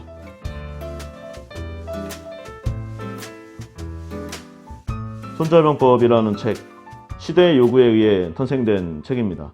당시에는 전쟁이 일상사였으니까요. 손자병법엔 명분이니 도덕이니 하는 구절이 단 한 구절도 없습니다. 오직 싸우지 않고 이기는 것을 우선으로 하되 상황에 여의치 않을 경우 효율적인 전쟁을 하라는 조언, 그리고 그 방법들만이 적혀있을 따름이죠. 침략전쟁에 대한 명분이나 불가침에 대한 언급이 전혀 없다는 것은 생각하는 것보다 훨씬 끔찍한 일임에 분명합니다. 손자는 최대한 전쟁을 하지 말라고 했지만 이익에 관한 그의 여러 가지 논리는 여기에 충분히 모순성을 가져다 줄 수 있다고도 할 수 있죠. 결론을 내보면 손자가 하고 싶은 것은 결국 위협과 협박이 더 효과적이다 라고 할 수 있는 그런 내용입니다. 예를 들어서 이 강대국 A가 약소국인 B를 이제 좀 확보하고 싶어요. 그러니까 뺏고 싶은 거죠. 전쟁 비용을 이제 계산을 해보니까 합병을 할 수 있는데 이후에 손해본 것과 약소국 B에서 얻을 수 있는 내용이 좀 차이가 나는 겁니다. 그러니까 한마디로 원가가 안 남는 전쟁인데요. 그렇다고 전쟁을 안 할 것인가? 그러면 B를 그냥 포기할 것인가? 여기에서 강대국 A의 왕은 약소국 B의 왕에게 거절할 수 없는 그런 제안을 합니다. 예를 들어서 매년 생산물의 몇 할을 바쳐라. 나라의 일정 부분의 어떤 에너지라든가 기타 자원을 내놔라. 이런 내용들을 하는 거죠. 이 제안을 받아들이면 그것으로 좋고요. 받아들이지 않으면 이제 나를 모욕했다는 명분으로 주위의 다른 나라까지 같이 좀 힘몰아서 그 나라를 침략하는 겁니다. 그런데 약소국의 왕은 그 나라가 약소국인 이유가 있어요. 왕이 부실한 사람일 경우가 굉장히 많은데요. 자신의 한 목숨을 지키기 위해서 백성들의 이 고열을 짜서 이 강대국에 갖다 바치는 그런 내용의 역사가 굉장히 많이 있습니다. 어디까지나 주관하는 것은 백성들 뿐이죠. 아무런 법적, 도덕적 밑바탕이 없는 현실주의란 이런 것을 이야기하는 것이 아닌가 합니다. 그래서 이 책 손자병법은 어떻게 생각하면은 안전장치가 없는 책이라고도 할 수 있는데요. 싸우지 않고 이긴다. 되도록이면 전쟁을 하지 않는다. 뭐 이런 아주 듣기에는 좋은 슬로건을 걸고 있지만요. 이 위정자들의 탐욕 앞에서 그저 기만적인 말이 될 뿐일 수 있습니다. 그리고 손자가 제시한 이런 전쟁에 관련한 도식을 뒤집어서 이 국내 정치에 적용을 하면은요. 이게 곧 마키아벨리의 군주론이 됩니다. 어느 나라 어느 시대나 위에서 아래를 내려다보는 시각은 비슷한 듯해요. 굉장히 잔인하고 냉정하죠. 우리 주위를 둘러보면 이 손자병법을 찬양하면서 이 손자병법의 이 병법적인 이 전략적인 지혜들을 자신들의 이 인생의 삶의 교훈으로 삼으려고 여러 가지 노력을 하는 사람들을 많이 볼 수 있습니다. 대형 서점에 가보거나 이 출판 시장을 보더라도 정치와 처세술, 경영술, 뭐 기타 이미 많은 분야에서 이 손자병법과 접목된 책들이 쏟아져 나오고 있습니다. 그리고 굉장히 오래된 이 고전임에도 불구하고 매년 그리고 여러 학자들에 의해서 새로운 버전이 출판되고 있죠. 이러한 병법이 우리네 일상으로 들어오는 순간 우리의 일상은 어떤 의미에서 이 지옥이 된다는 것 어디서 들어본 적이 있지 않나요? 손자병법을 응용한 온갖 것들을 이제는 할 수는 있지만 이러한 내용들이 우리의 일상으로 좀 들어오지 않았으면 하는 개인적인 바람을 해봅니다. 우리의 관계들 굉장히 지금도 팍팍하지 않습니까? 시간이 갈수록 세월이 한 달, 두 달, 1년, 2년 흘러갈수록 핸드폰 안에 저장되어 있는 친구들의 이름이 점점 줄어들음을 느낍니다. 비즈니스적으로 아는 사람의 숫자 자체는 늘어났지만 허심탄회하게 소주 한잔 할 수 있는 친구들의 숫자가 매년 그것도 급격하게 줄고 있음을 느껴요. 그것이 비단 이 상대방의 잘못만은 아니겠죠. 제 자신이 뿌린 이 씨앗이기도 하겠지만 어쨌든 간에 서로 간에 이런 계산이 많아지는 것에 비례해서 관계도 멀어지는 것이 아닌가 이런 생각을 많이 해봤습니다. 과연 손자병법은 정녕 동서양 수천 년 역사에 다시 없을 뛰어난 고전인 것인가? 일상에서의 끝없는 권모술수, 친구들과의 전략과 병법의 교차, 연인 사이의 작전, 이해관계의 연속, 부모 자식 간의 이 모략과 괴계가 난무한다면 인간사 자체가 무간지옥이 따로 없을 것입니다. 손자병법에 대한 찬사, 그건 그저 우리네 아름답지 못한 인간성에 대한 슬픈 반증이 아닌가 이런 생각도 해봤습니다. 여기까지 해서 손자병법 두 번째 시간 이 본문 내용을 좀 마치고요. 다음 시간에는 그러면 역사 속에 어떠한 명장, 이 명장수들이 있었는가 이들에 대한 내용을 한번 이야기해보고 살펴보는 시간을 갖도록 하겠습니다. 예, 오늘은 여기까지 하겠습니다. 감사합니다.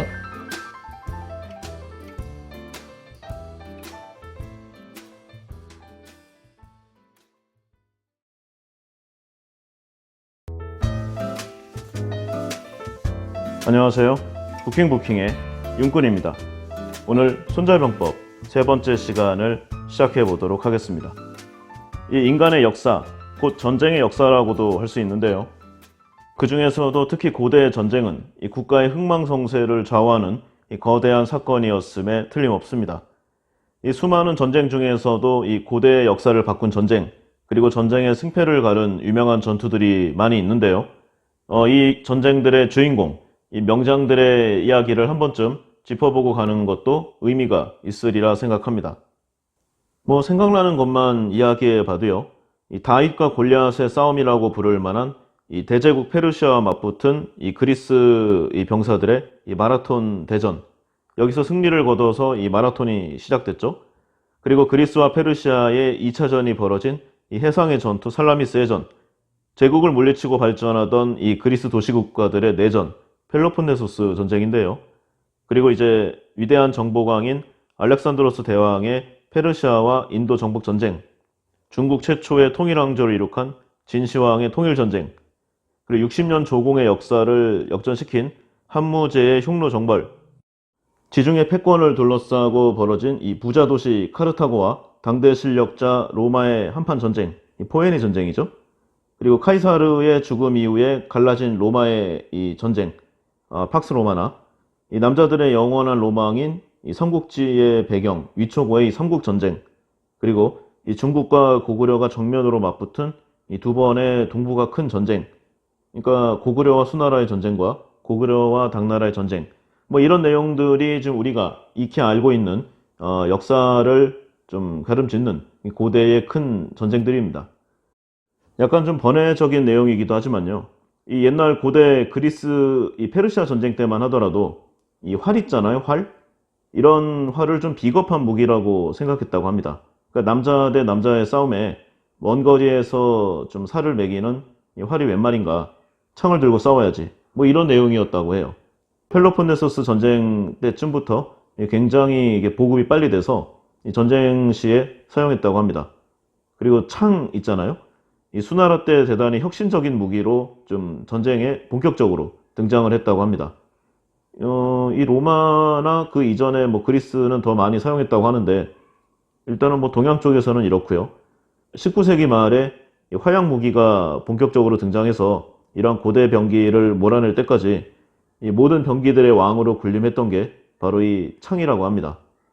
이 화약 무기 같은 경우에는 뭐 15세기, 16세기에도 쓰이긴 했지만 당시에는 사거리도 굉장히 짧고요. 살상력도 미약해서 뭐 갑옷이 조금만 두툼하면은 그걸 뚫을 수가 없었어요. 그래서 이제 급소를 노린다거나 하는 건데 뭐 사용하는 사람에 따라서는 활만도 못한 그런 무기가 될 수도 있었다고 합니다. 이 시대가 변함에 따라서 이 무기가 바뀌는 내용도 이 전쟁사를 살펴보는 이 쏠쏠한 이 재미라고 하네요. 그리고 이제 뭐 방어구 같은 것도 있는데요. 그리스 병사들을 보면은 이 중무장이잖아요. 청동 갑옷과 투구 그리고 청동 방패 30kg가 넘는다고 합니다. 이렇게 중무장을 한 상태에서 전투에 임하는데 이에 상대를 한 페르시아 전사들 이 포로 만든 가벼운 이 천 갑옷에 터번 하나 쓰고 이 빠른 기동력으로 상대를 하고 있어요. 뭐 거의 뭐 극과 극인데요. 이런 대조적인 모습의 병사들이 질서정연하게 대우를 지어서 마주서 있는 모습을 상상하는 것, 고대 전투를 생각해보는 좀 묘미라고 할 수 있겠습니다. 입체적인 역사의 장면을 생각해보는 것도 예전 역사를 살펴보는 이 고대의 전쟁사를 생각해보는 방법이라고 좀 생각해봅니다. 자, 그러면 이전에 말씀드렸던 역사적인 명장에는 누가 있는가? 이 미국의 군사 전문지에 나와 있는 내용, 그리고 이 각 국의 이 전쟁사를 연구하는 이 잡지, 그리고 이 문헌, 이쪽을 좀 평균을 내봐서 좀 살펴봤습니다. 그래서 이제 100명의 역사 속 명장을 뽑아봤는데요. 이 조사 기관마다 조금씩 다르기는 하지만 한 10위권 기준으로 보면은 좀 거의 비슷한 것 같아요. 뭐 너무 하위권을 다 살펴보는 건 좀 그러니까요. 20위권 아래에 있는 장수들은 좀 대략만 훑어보도록 하겠습니다. 먼저 이 책 손자병법의 지은이인 손무, 역사적으로는 97위에 위치해 있는데요. 굉장히 좀 하위권이에요. 아니 당시에 그 동양 전쟁의 획을 그은 이 병법가의 제왕인 손무가 이거밖에 안 되는가? 그런데 이제 기준을 보면은 보통 이제 방어를 한다기보다는 공격을 하는 쪽이 더 포인트가 높고요. 일개 장수보다는 좀 전권을 자기 마음대로 할 수 있는 제후, 왕, 황제 이런 쪽이 더 포인트가 높다고 합니다. 그리고 육군이 수군보다는 더 좀 점수가 높게 평가되고요. 뭐 이런저런 내용들을 다 뽑아보면은 직접 전쟁에 참여하는 게 아니라 머리로 싸운 이 손무는 100위권의 좀 하위에 있는 97위를 랭크했다. 그럴 수도 있겠다 하는 생각을 해봤습니다. 그리고 이제 베트남 전쟁의 영웅이죠. 보응우엔 잡 장군. 영어로는 보구엔 지압인데요. 베트남에서 실제적으로 호치민보다도 더 공헌을 많이 했다고 할 수 있어요. 이 보구엔 지압 장군이 96위. 그리고 익히 알죠? 프랑크 제국의 샤를마뉴 93위입니다. 그리고 이탈리아의 진정한 쾌나마, 이 붉은 셔츠의 대장 이 가리발디 장군 90위를 차지했는데요. 제가 개인적으로 아주 좋아하는 역사적으로 상당히 저평가가 돼 있는 쾌나마 그리고 장수 중의 장수다. 저는 이렇게 생각하고 있습니다. 그리고 제2차 세계대전의 전차전의 제왕, 이 사막의 여우인 이 독일군의 롬멜 장군 86위를 마크했고요. 남북전쟁의 비록 패하기는 했지만 남군 측의 명장이죠. 로버트 리 장군 85위입니다. 그리고 삼국지의 위초고 중에 사실상 가장 좀 위인이잖아요. 조조, 위나라의 조조가 82위. 그리고 제2차 세계대전의 이 소련군의 명장 중의 명장인 이 주코프 장군, 정식 명칭은 게오르기 주코프인데 이 소련의 이 주코프 장군이 79위입니다. 충신의 대명사죠. 이 무너져가는 나라에서 전방에는 엄청나게 강한 적, 그리고 후방에는 전투를 방해하는 이 향락과 이 사칠만을 일삼는 차라리 없는 것이 더 도움이 되는 아군들, 이 사이에서 힘들게 싸웠던 충신의 좀 상징이죠. 악비 장군 78위를 마크했습니다. 그리고 우리나라 사람들에게는 익히 잘 알려져 있는데요. 당나라의 당태종 76위. 세계를 공포에 떨게 했던 무굴 제국의 악바르 대제 많이 들어보셨을 거예요. 66위. 중국 역사상 최고의 왕이라고도 할 수 있는데 성군의 전형이죠. 그리고 명군의 상징입니다. 청나라의 강희제 65위를 마크했습니다. 그리고 이게 조금 의외인데요. 이 아까 오자병법의 오기 장군 있지 않습니까? 이 사람이 62위를 마크했습니다. 이 서양의 사상가들은 이 순수하게 전략과 병법을 논하는 것보다 여러 가지 좀 인간사가 들어있는, 그러니까 정치적인 면을 강조한 이런 부분에 더 많은 점수를 주는 듯도 해요. 그래서 이 손자병법의 손무보다 약 30위 이상이나 더 높은 이 순위를 차지했습니다. 프리드리 2세, 이 프로 2세의 이 군주죠. 이 사람이 61위. 그리고 드디어 나왔습니다. 이 조선의 명장 이순신 장군. 근데 아까 얘기했던 거의 모든 요소에 걸려요. 육군보다 임팩트가 낮은 수군인데다가 공격하기보다는 좀 방어에 치중을 했잖아요. 거기다 더해서 뭐 제후나 왕, 황제가 아닙니다. 일개 장수였죠. 이런 여러 가지 좀 요소들을 보건대 뭐 이 정도 등수를 한 것도 잘했다. 이렇게 생각될 정도입니다. 실제로 이 고대 여러 장군들 중에서 해군 출신으로는 가장 높은 등수를 확보했습니다. 다음으로 일본을 천하통일하고 일본의 전국시대를 연 우리한테는 좀 안 좋은 임진왜란의 그 도화선이라고도 할 수 있는데요. 이 오다 노부나가 울지 않는 새는 목을 쳐라라고 한 이 철혈의 사나이가 45위를 차지했습니다. 청나라를 개국한 누르하치 43위. 그리고 에리 폰 만슈타인, 이 독일의 유명한 장군이죠. 38위. 너무 좀 높이 올라간 것 같아요. 한일에 비해서. 주코프보다도 못한 것 같은데 좀 독일 프리미엄을 좀 받았다. 그런 생각도 듭니다. 그리고 웰링턴 공작, 영국의 이 장군이죠. 32위. 한 명 한 명 볼 때는 대단한 장군들인데요. 이게 또 모아놓으니까 또 평범해지는 또 그런 부분들이 있습니다. 역시 메이저 리거들이 모이면 이 안에서도 또 우열반이 나타나나 보네요. 그래서 여기까지 좀 보고요. 이제 20위부터는 조금 더 디테일하게 살펴보도록 하겠습니다. 20위는 프랑스의 튀렌 장군인데요. 이 프랑스의 좀 장군이죠. 프롱드의 난 때 이 반왕당파에 가담을 했지만 결국 왕당파로 돌아와서 궁정군 총사령관으로 당시의 반란군을 괴멸에 가까운 그런 지경에까지 몰아붙였습니다.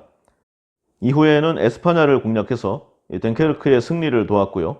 플랑드르 전쟁 그리고 네덜란드 전쟁의 총사령관으로 참전해서 발군의 공적을 올렸습니다.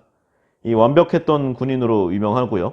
이 프랑스 역사상 단 6명뿐인 대원수의 자리에 올랐습니다. 우리한테는 좀 생소하지만요. 이 프랑스 이쪽 지방의 사람들에게는 거의 뭐 이순신 장군급의 대접을 받고 있다고 합니다. 19위 푸블리우스 코르넬리우스 스키피오, 이 로마의 장군이죠. 이름이 좀 어렵습니다. 왜 이 사람이 19위인가 이렇게 생각할 수 있지만요. 이 스키피오 장군이 이긴 그 사람이 대단한 사람이죠. 바로 한니발입니다. 로마를 멸망의 직전까지 몰아붙였던 이 카르타고의 한니발을 한판 싸움으로 깨부신 명장이 바로 이 스키피오 장군이죠. 일명 아프리카누스, 아프리카를 정복한 자라고 불리는데요.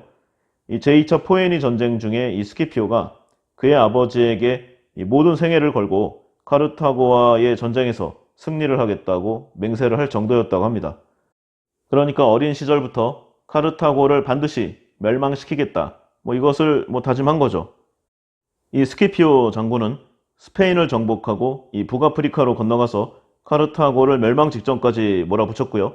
이후 기한한 한니발을 패배시켜서 마침내 제2차 포에니 전쟁을 완전히 끝내버렸습니다. 이 유명한 전투로는 4만 8천 명의 병력으로 7만 4천의 카르타고군을 패배시킨 일리아 전투, 그리고 한니발에게 유일한 패배를 안겨준 자마 전투가 있죠. 하지만 이때 한니발의 처지가 원체 어려웠어요. 이 정상적인 전력으로 싸움을 한 게 아니라 좀 굉장히 불리한 상황에서 어쩔 수 없이 이 전쟁에 참여하게 된 것인데, 근데 그것도 실력 아니겠습니까? 어쨌든 이 당시의 시대를 보면은 카이사르를 제외하고는 거의 최고의 장군이라고 할 수 있는 한니발을 이긴 남자, 바로 스키피오 장군이죠. 역사상의 명장 19위를 차지했습니다. 그리고 18위, 이 프로이센의 장군이자 이 독일 제국의 장군인데요. 근대적 참모제도의 창시자로도 유명한 이 헬무트 폰 몰트케 장군이 바로 이 18위를 차지했습니다. 이 강대국 오스트리아와의 전쟁을 승리로 이끌고 유명한 전쟁이죠. 보불전쟁. 여기서 나폴레옹 3세를 포로로 잡는 아주 굉장한 성과를 거두었습니다. 비스마르크는 이 두 번의 승리로 분열되어 있던 독일 연방을 통일하고 독일 제국을 선포하게 됐는데요. 바로 이 사람이 가장 큰 활약을 하게 된 것이죠. 이로써 이 변방의 프로이센은 순식간에 유럽의 중심으로 올라올 수 있었고요.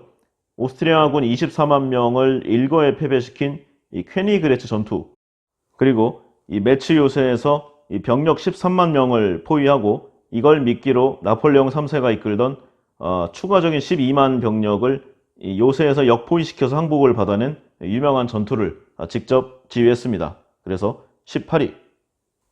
다음 17위는요. 오스만 투르크의 셀림 1세인데요. 이 냉혈한으로 불리는 사람입니다. 오스만 제국의 술탄인데요. 페르시아군을 무찌르고 이 마멜루크 왕조를 패배시킨 다음에 중앙아시아와 서아시아를 모두 지배했습니다. 이후 이집트의 맘루크 왕조를 공격해서 멸망시키고 이슬람 세계의 칼리파 자리를 얻게 되었죠. 이 8년이란 짧은 재위 기간이었지만 그 영토를 2배 이상 확장한 정복 군주였습니다. 그래서 이 셀림 1세가 17위. 이 오스만 투르크는 이 지닌바 힘과 역량에 비해서 약간 좀 저평가받는 부분들이 있는데요. 원래 이 터키라던가 이 중동 지역의 이 강성한 나라들이 이 서양 그 역사를 저술하는 이 서양의 학자들에게 저평가를 받는 부분, 어찌 보면 당연하다고 할 수 있겠습니다. 팔이 그럼 안으로 굽지 밖으로 굽겠습니까? 어쨌든 간에 이거보다 좀 더 높은 위치를 차지해야 된다고 생각하지만 이 정도나마 올려준 것도 잘 받은 예, 등수다. 이런 생각도 드네요. 16위는 이 가즈니의 술탄인 이 마흐무드, 인도를 상대로 17번이나 정복 전쟁을 벌였고요. 근데 이제 이길 수도 있었다고 해요. 그러니까 멸망시킬 수 있었는데 그냥 금을 뺏는, 그러니까 돈을 어느 정도 확보하는 그런 정도에서 좀 인도를 복속시키는, 뭐랄까, 좀 키워놓고 잡아먹는다? 예, 그런 표현을 많이 썼다고 합니다. 그래서 인도가 수학기가 되면은 군대를 이끌고 약탈한 다음에 다시 키우게 놔두고 다음에 또 오고, 이런 식으로 아주 인도를 힘들게 해서 본인의 나라를 아주 강성하게 만든 왕이라고 합니다. 기타적으로 많은 활약들이 있다고 하는데 기록 자체가 워낙 적어서 구전에 좀 내려오는 것보다 임팩트가 약하다고 해요. 그래서 16위를 차지했습니다. 다음으로는 15위 비잔틴 제국의 이 벨리사리우스 장군입니다. 이 아프리카의 반달족을 깨뜨리고요.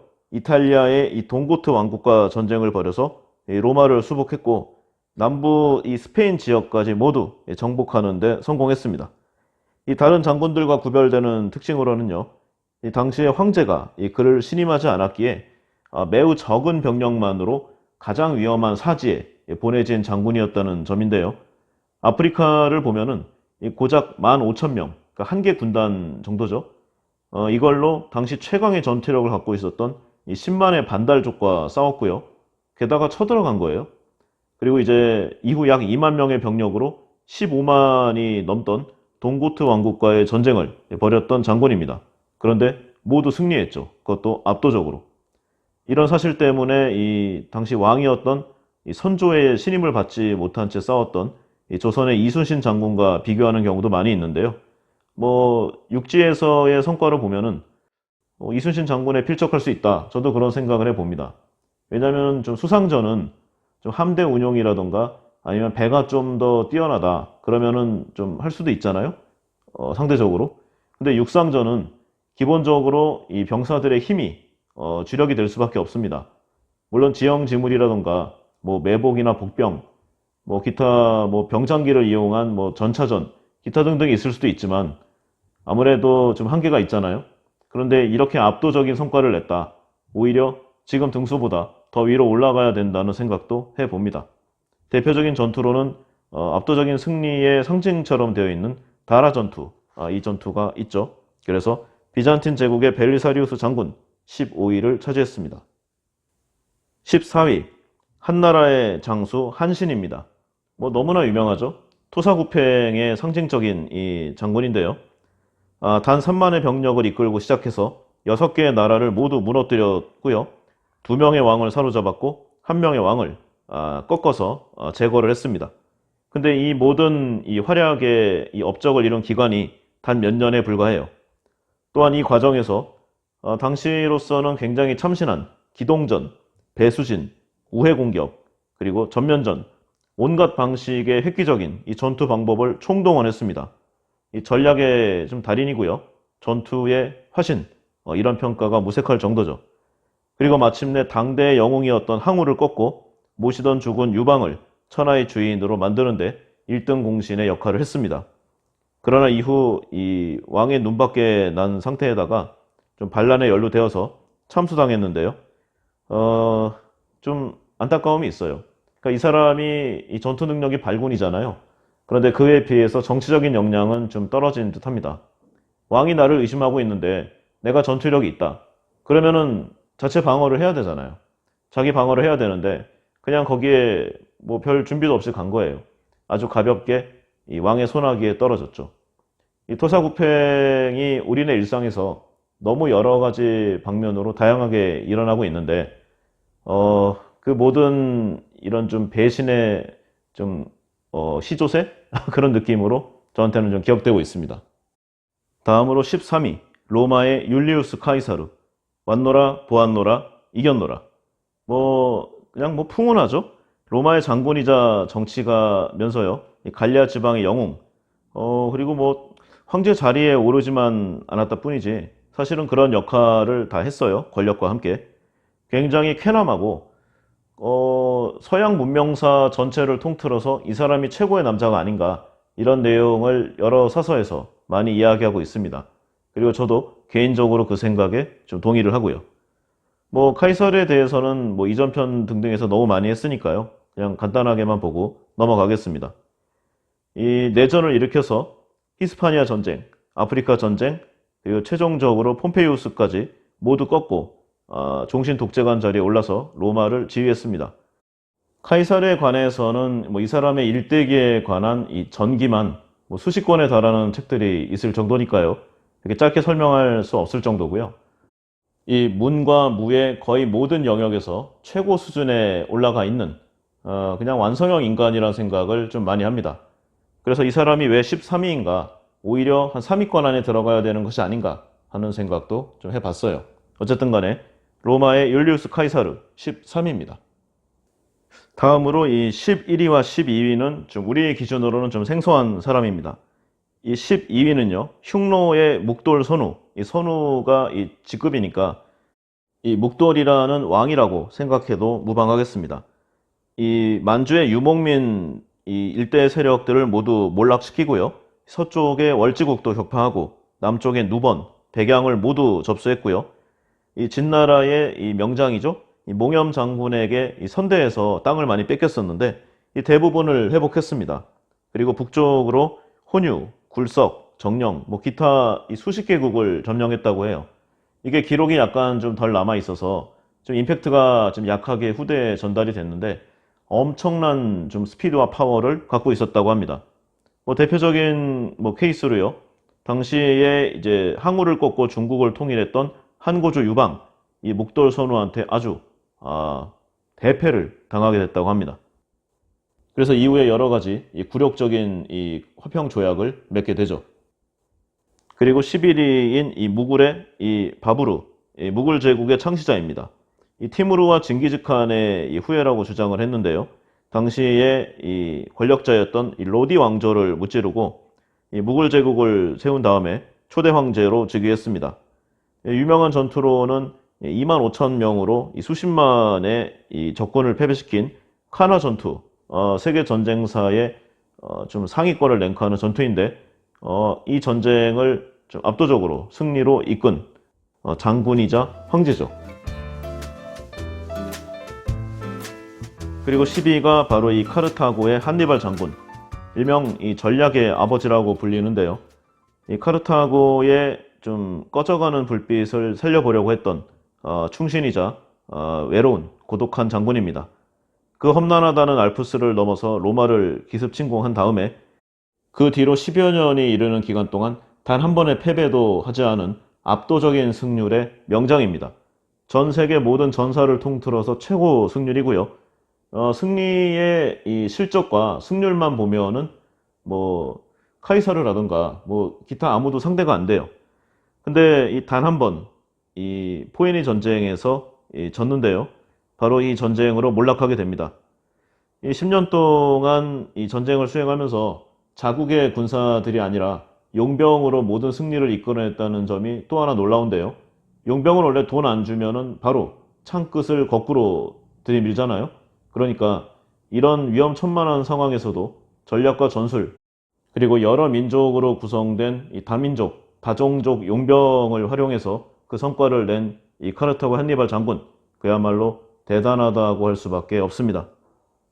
유명한 전투로는 이 휘하의 5만 명 용병으로 당시 최정의 이 10만여 명의 로마군을 패배시킨 역사상 가장 완벽한 전투였다는 칸나이 전투가 있습니다. 세계 모든 군사 학교에서 전쟁사의 교범으로 쓰이고 있는 내용이죠. 우리는 길을 찾아내거나 아니면 만들어낼 것이다. 로마로 가는 길을 말이다. 한평생 로마를 복속해서 고국인 카이사르의 부흥을 꾀한 외롭고도 고독한 사나이 카르타고의 한니발 장군이 10위를 차지했습니다.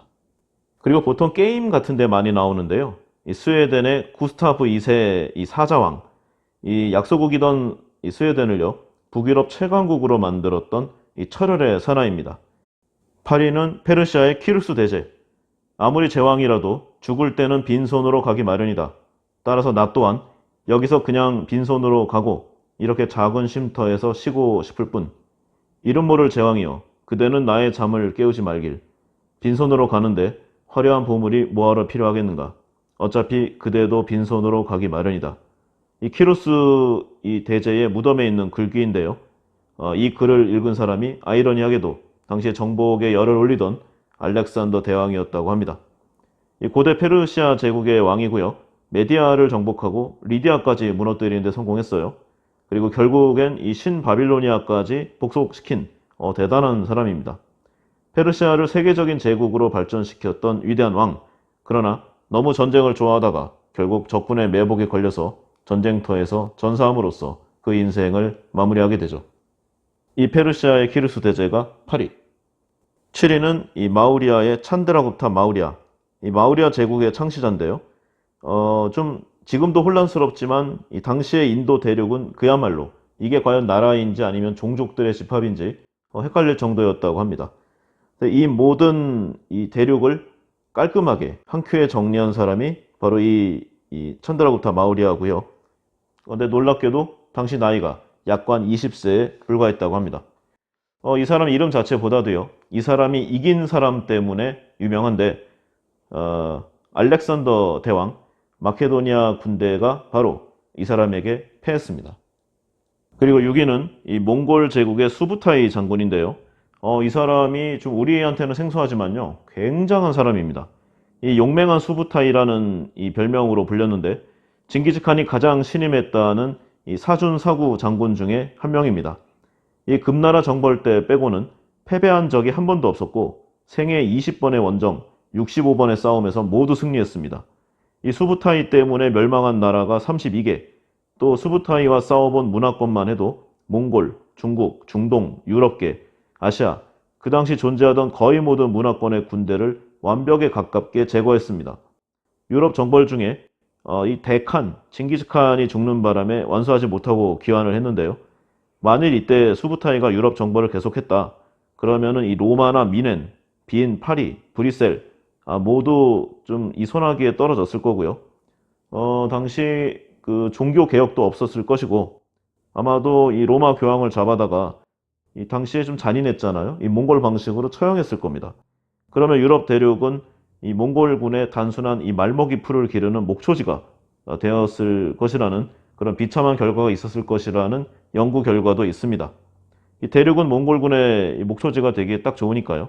다만 평지가 많던 아시아 지역과 좀 달라요. 숲이 우거진 서유럽은 좀 전쟁하기에 좀 차이가 있으니까 고전을 했을 거라는 좀 이야기도 있는데 어쨌든 간에 이 수부타이가 한번 지나간 곳은 풀 한 폭이 남지 않는다는 엄청난 명성의 장군입니다.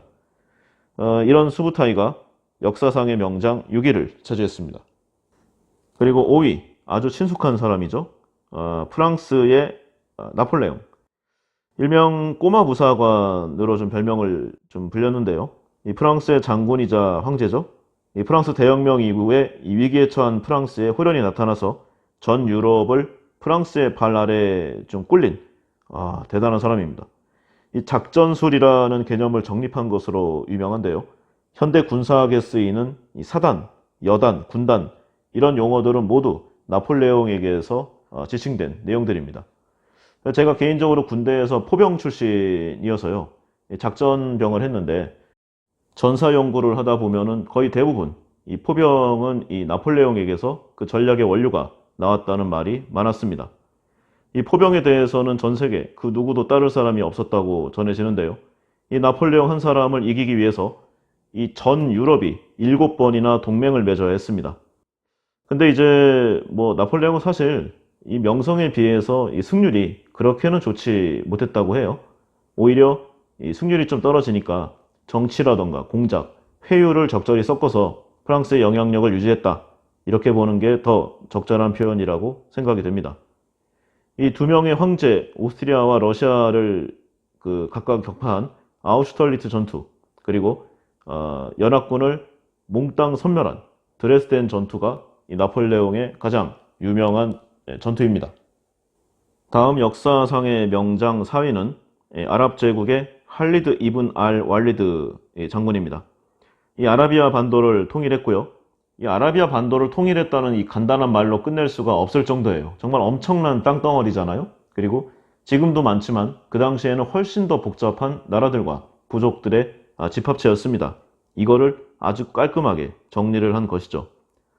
그래서 이 이슬람이 세계적인 종교로 발돋움하게 만든 장본인인데요. 거의 대부분의 전투를 열세로 치렀음에도 압도적인 승률을 거둔 불세출의 장군입니다. 이 사산조 페르시아까지 멸망시켰고요. 비잔팀 제국까지 패배시켜서 시리아 지방에서 완전히 몰아낸 정말 대단하다고 말할 수밖에 없을 훌륭한 사람입니다.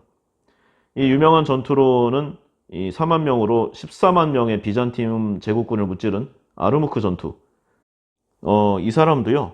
공식적으로 평생 군인으로 있는 동안 한 번의 패배도 없었던 명장 중의 명장이라고 합니다. 만일 이 사람이 중동계가 아니라 서구 문명권이었으면 아마도 알렉산더 대왕이나 한니발, 카이사르 그 위에 서 있을 수도 있어요. 그래서 중동계임에도 불구하고 4위를 랭크하고 있죠. 훗날 이 군사 장군직에서 물러나게 됐는데 그 이유가 너무 잘 싸워서 이 민중들, 그러니까 백성들이 이 장군을 좀 우상화했다고 해요. 그래서 이제 신격화를 자꾸 하려고 하니까 당시에 이제 황제였던 이 가문 쪽에서 이게 좀 두렵잖아요. 그래서 해임을 했다고 합니다. 그리고 이제 이 사람에 관련된 거의 모든 기록을 지웠다고 해요. 그래서 현재 제대로 된 이 전해지는 초상화 하나 없다고 합니다. 어쨌든 그 지닌바 능력이나 역사상에 떨친 이 활약에 비해서 거의 전해지는 이 좀 인지도가 너무 미약한 할리드 이븐 알 왈리드 장군이 4위를 랭크했습니다. 그리고 3위 티무르 제국의 티무르 건국자입니다. 스스로 징기즈칸의 후예라고 칭했고요. 실제로 그의 전술이 이 칭기즈칸의 이 전술들과 대단히 흡사했다고 합니다.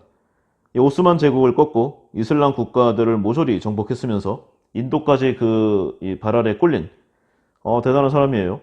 가장 유명한 일로는 이 당시 이 뇌자라고 불렸던 이 바예지드 왕가를 패배시킨 일인데요.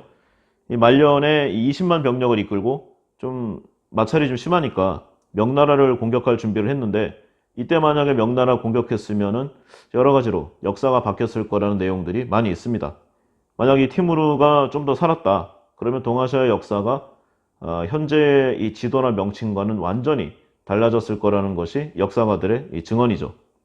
다만 이 당시의 명나라 황제도 영락제였는데요. 이 사람도 만만한 사람이 아니에요.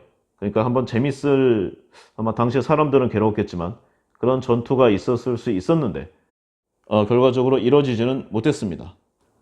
그리고 2위가 바로 마케도니아의 알렉산더 대왕. 이 두려움을 정복하는 자가 세계를 정복한다, 이 슬로건으로 엄청난 이 정복 전쟁을 벌였죠. 너무 유명하니까 말하는 게 입 아플 정도예요. 이 마케도니아의 왕이면서 이 망치와 모루 전술을 정립시킨 것으로 유명합니다. 그리스를 정복하고 고대 시대의 최강 대국이었던 이 페르시아를 무너뜨렸습니다. 그리고 인도에까지 이르렀죠. 유명한 전투로는 이 4만 명이 안 되는 병력으로 수십만의 페르시아군을 이긴 이소스 전투, 그리고 약 5만 명으로 역시 20만 명 가까이 된다고 하는 이 페르시아군을 이긴 가우가멜라 전투가 있습니다. 이 알렉산더는 이 모든 전투를 기록으로 남겼는데요. 평생을 통틀어서 단 한 번의 패배도 겪지 않은 이 완벽한 이 전쟁의 명장, 장수라고 할 수 있겠습니다. 이 세계를 정복하려고 했던 마케도니아의 알렉산더 대왕이 2위입니다. 그리고 대망의 1위는요. 1위는 너무나 유추하기가 쉬워요. 우리 다 짐작할 수 있는 바로 그 사람입니다. 몽골 제국의 징기즈칸. 참고로 지금 이 징기즈칸을 제외한 2위부터 20위까지의 사람들이 정복한 이 모든 땅을 다 합쳐도요, 징기즈칸의 정복한 땅에 비하면은 비할 바가 아니에요. 정말 대단한 엄청난 사람입니다. 이 사람 이 존재 자체가 이 신이 인류에게 내린 징벌이라고, 이 가혹한 형벌이라고 생각할 정도였다고 합니다. 몽골 제국의 시조로 역사상 단일 왕으로는 가장 넓은 영토를 정복한 이 정복자, 이 금나라와 호라점 제국, 기타 이 모든 아시아 전역을 휩쓸었고요. 그의 후손들까지 지금 능력이 출중해서 이 징기즈칸의 유산을 이어받아 하마터면 거의 전 세계를 정복할 뻔했었던 그런 시절이 있었습니다. 이때 벌인 좀 학살극으로 거의 전 세계의 공적으로 여겨졌었죠. 몽골을 세울 때까지의 정복 전쟁뿐만 아니라 몽골 제국을 세운 이후에도 단 한 번의 패배를 하지 않은 정말 역사상 유일무이한 이 왕이자 황제, 그리고 나라입니다. 몽골 제국은 외부의 위협이라기보다는 이 내부의 권력 다툼, 그리고 기타 여러 좀 문화적인 좀 부족함에서 좀 내부적으로 무너졌는데요. 지금의 몽골을 보면은 예전에 그 광활한 영토를 갖고 있었던 대제국과는 너무나 다른 모습을 하고 있어서 좀 안타까움, 아쉬움, 그리고 역사는 원래 그런 것인가라는 그런 생각, 좀 복잡한 심경을 좀 가지게 돼요. 영광의 오르막길이 가파르게 높을수록 그 떨어지는 몰락의 내리막길도 깊은 법입니다. 오늘날의 몽골은 여러 가지로 우리에게 좀 가르침을, 교훈을 주고 있는 듯도 해요. 낮아지는 것이 결국 높아지는 것이고 지는 것이 이기는 것이라는 이 손자병법의 이 교훈. 날로 변화무쌍하고 거칠어지는 이 세상에서 승리하면서 살아갈 수 있는 길, 그리고 승리는 못하더라도 생존할 수 있는 그 가르침. 이 손자병법에서 오늘날의 사람들은 비겁함을 배워야 하는 것이 아닌가, 저자는 계속 이렇게 이야기하고 있는 듯도 해요. 나라가 크더라도 전쟁을 좋아하면 반드시 망하고, 천하가 태평하더라도 전쟁을 잊으면 반드시 위기를 맞는다. 전쟁에 관한 역설이지만 우리 삶에 적용되는 귀한 내용이 아닐 수가 없습니다. 이 손자병법과 같은 이 고전을 재해석한다는 것, 이 위대한 문제를 당대에 제기하는 일인데요. 우리 시대의 이 호걸과 이 비루한 이 사람들의 이 집합, 이것이 이제 사회잖아요. 이러한 것들을 우리가 현장에서 지켜보면서 또 이들을 계속 상대해야 되는데 너무나 어려워요. 그리고 좀 불합리하고 가슴이 좀 타들어가고 화가 나죠. 이러한 때에 비슷한 상황에서 역사 속의 사람들은 어떠한 솔루션, 해결책을 제시했는가? 고전을 통해서 새로 제기하고 싶었던 이 문제들은 무엇인가? 그리고 그 답은 결국 어떻게 도출해내고 어떻게 적용할 것인가? 이 책 손자병법에 모든 내용들이 고스란히 들어있다 할 것입니다. 시공을 초월한 전쟁론의 고전인 손자병법. 그토록 오랜 세월을 이 역사적인 고전 중에서도 가장 수위에 위치해 있었던 이 책의 힘은 바로 전쟁을 철저히 준비함으로써 전쟁을 피할 수 있다는 그 가르침을 주는데 있지 않나 하는 생각을 해봅니다. 위기의 순간, 싸워야 할지 말아야 할지를 아는 자가 이긴다. 그리고 결단의 순간, 실행해야 할지 물러나야 할지 아는 자가 살아남는다. 누구에게나 찾아오는 인생의 전환점, 그것이 기회일 수도 위기일 수도 있겠지만요. 바로 그러한 때에 준비된 솔루션을 결단력 있게 과감하게 실행할 수 있기 위해서는 끊임없이 준비하고 노력하고 공부해야 함을 이 책은 이야기하고 있습니다. 세상을 살아가는데 벽이 자꾸 보이고 하루하루 어려움이 쌓인다. 이렇게 생각되는 분들은요. 이 책 손자병법을 꼭 읽어보시기를 권합니다. 단기적으로는 싸움의 기술을 알려주지만요. 장기적으로는 인생에 대한 존중을 가르쳐주고 있는 정말 명저 중에 명저란 생각을 하지 않을 수가 없습니다. 예, 오늘은 여기까지 하겠습니다. 감사합니다.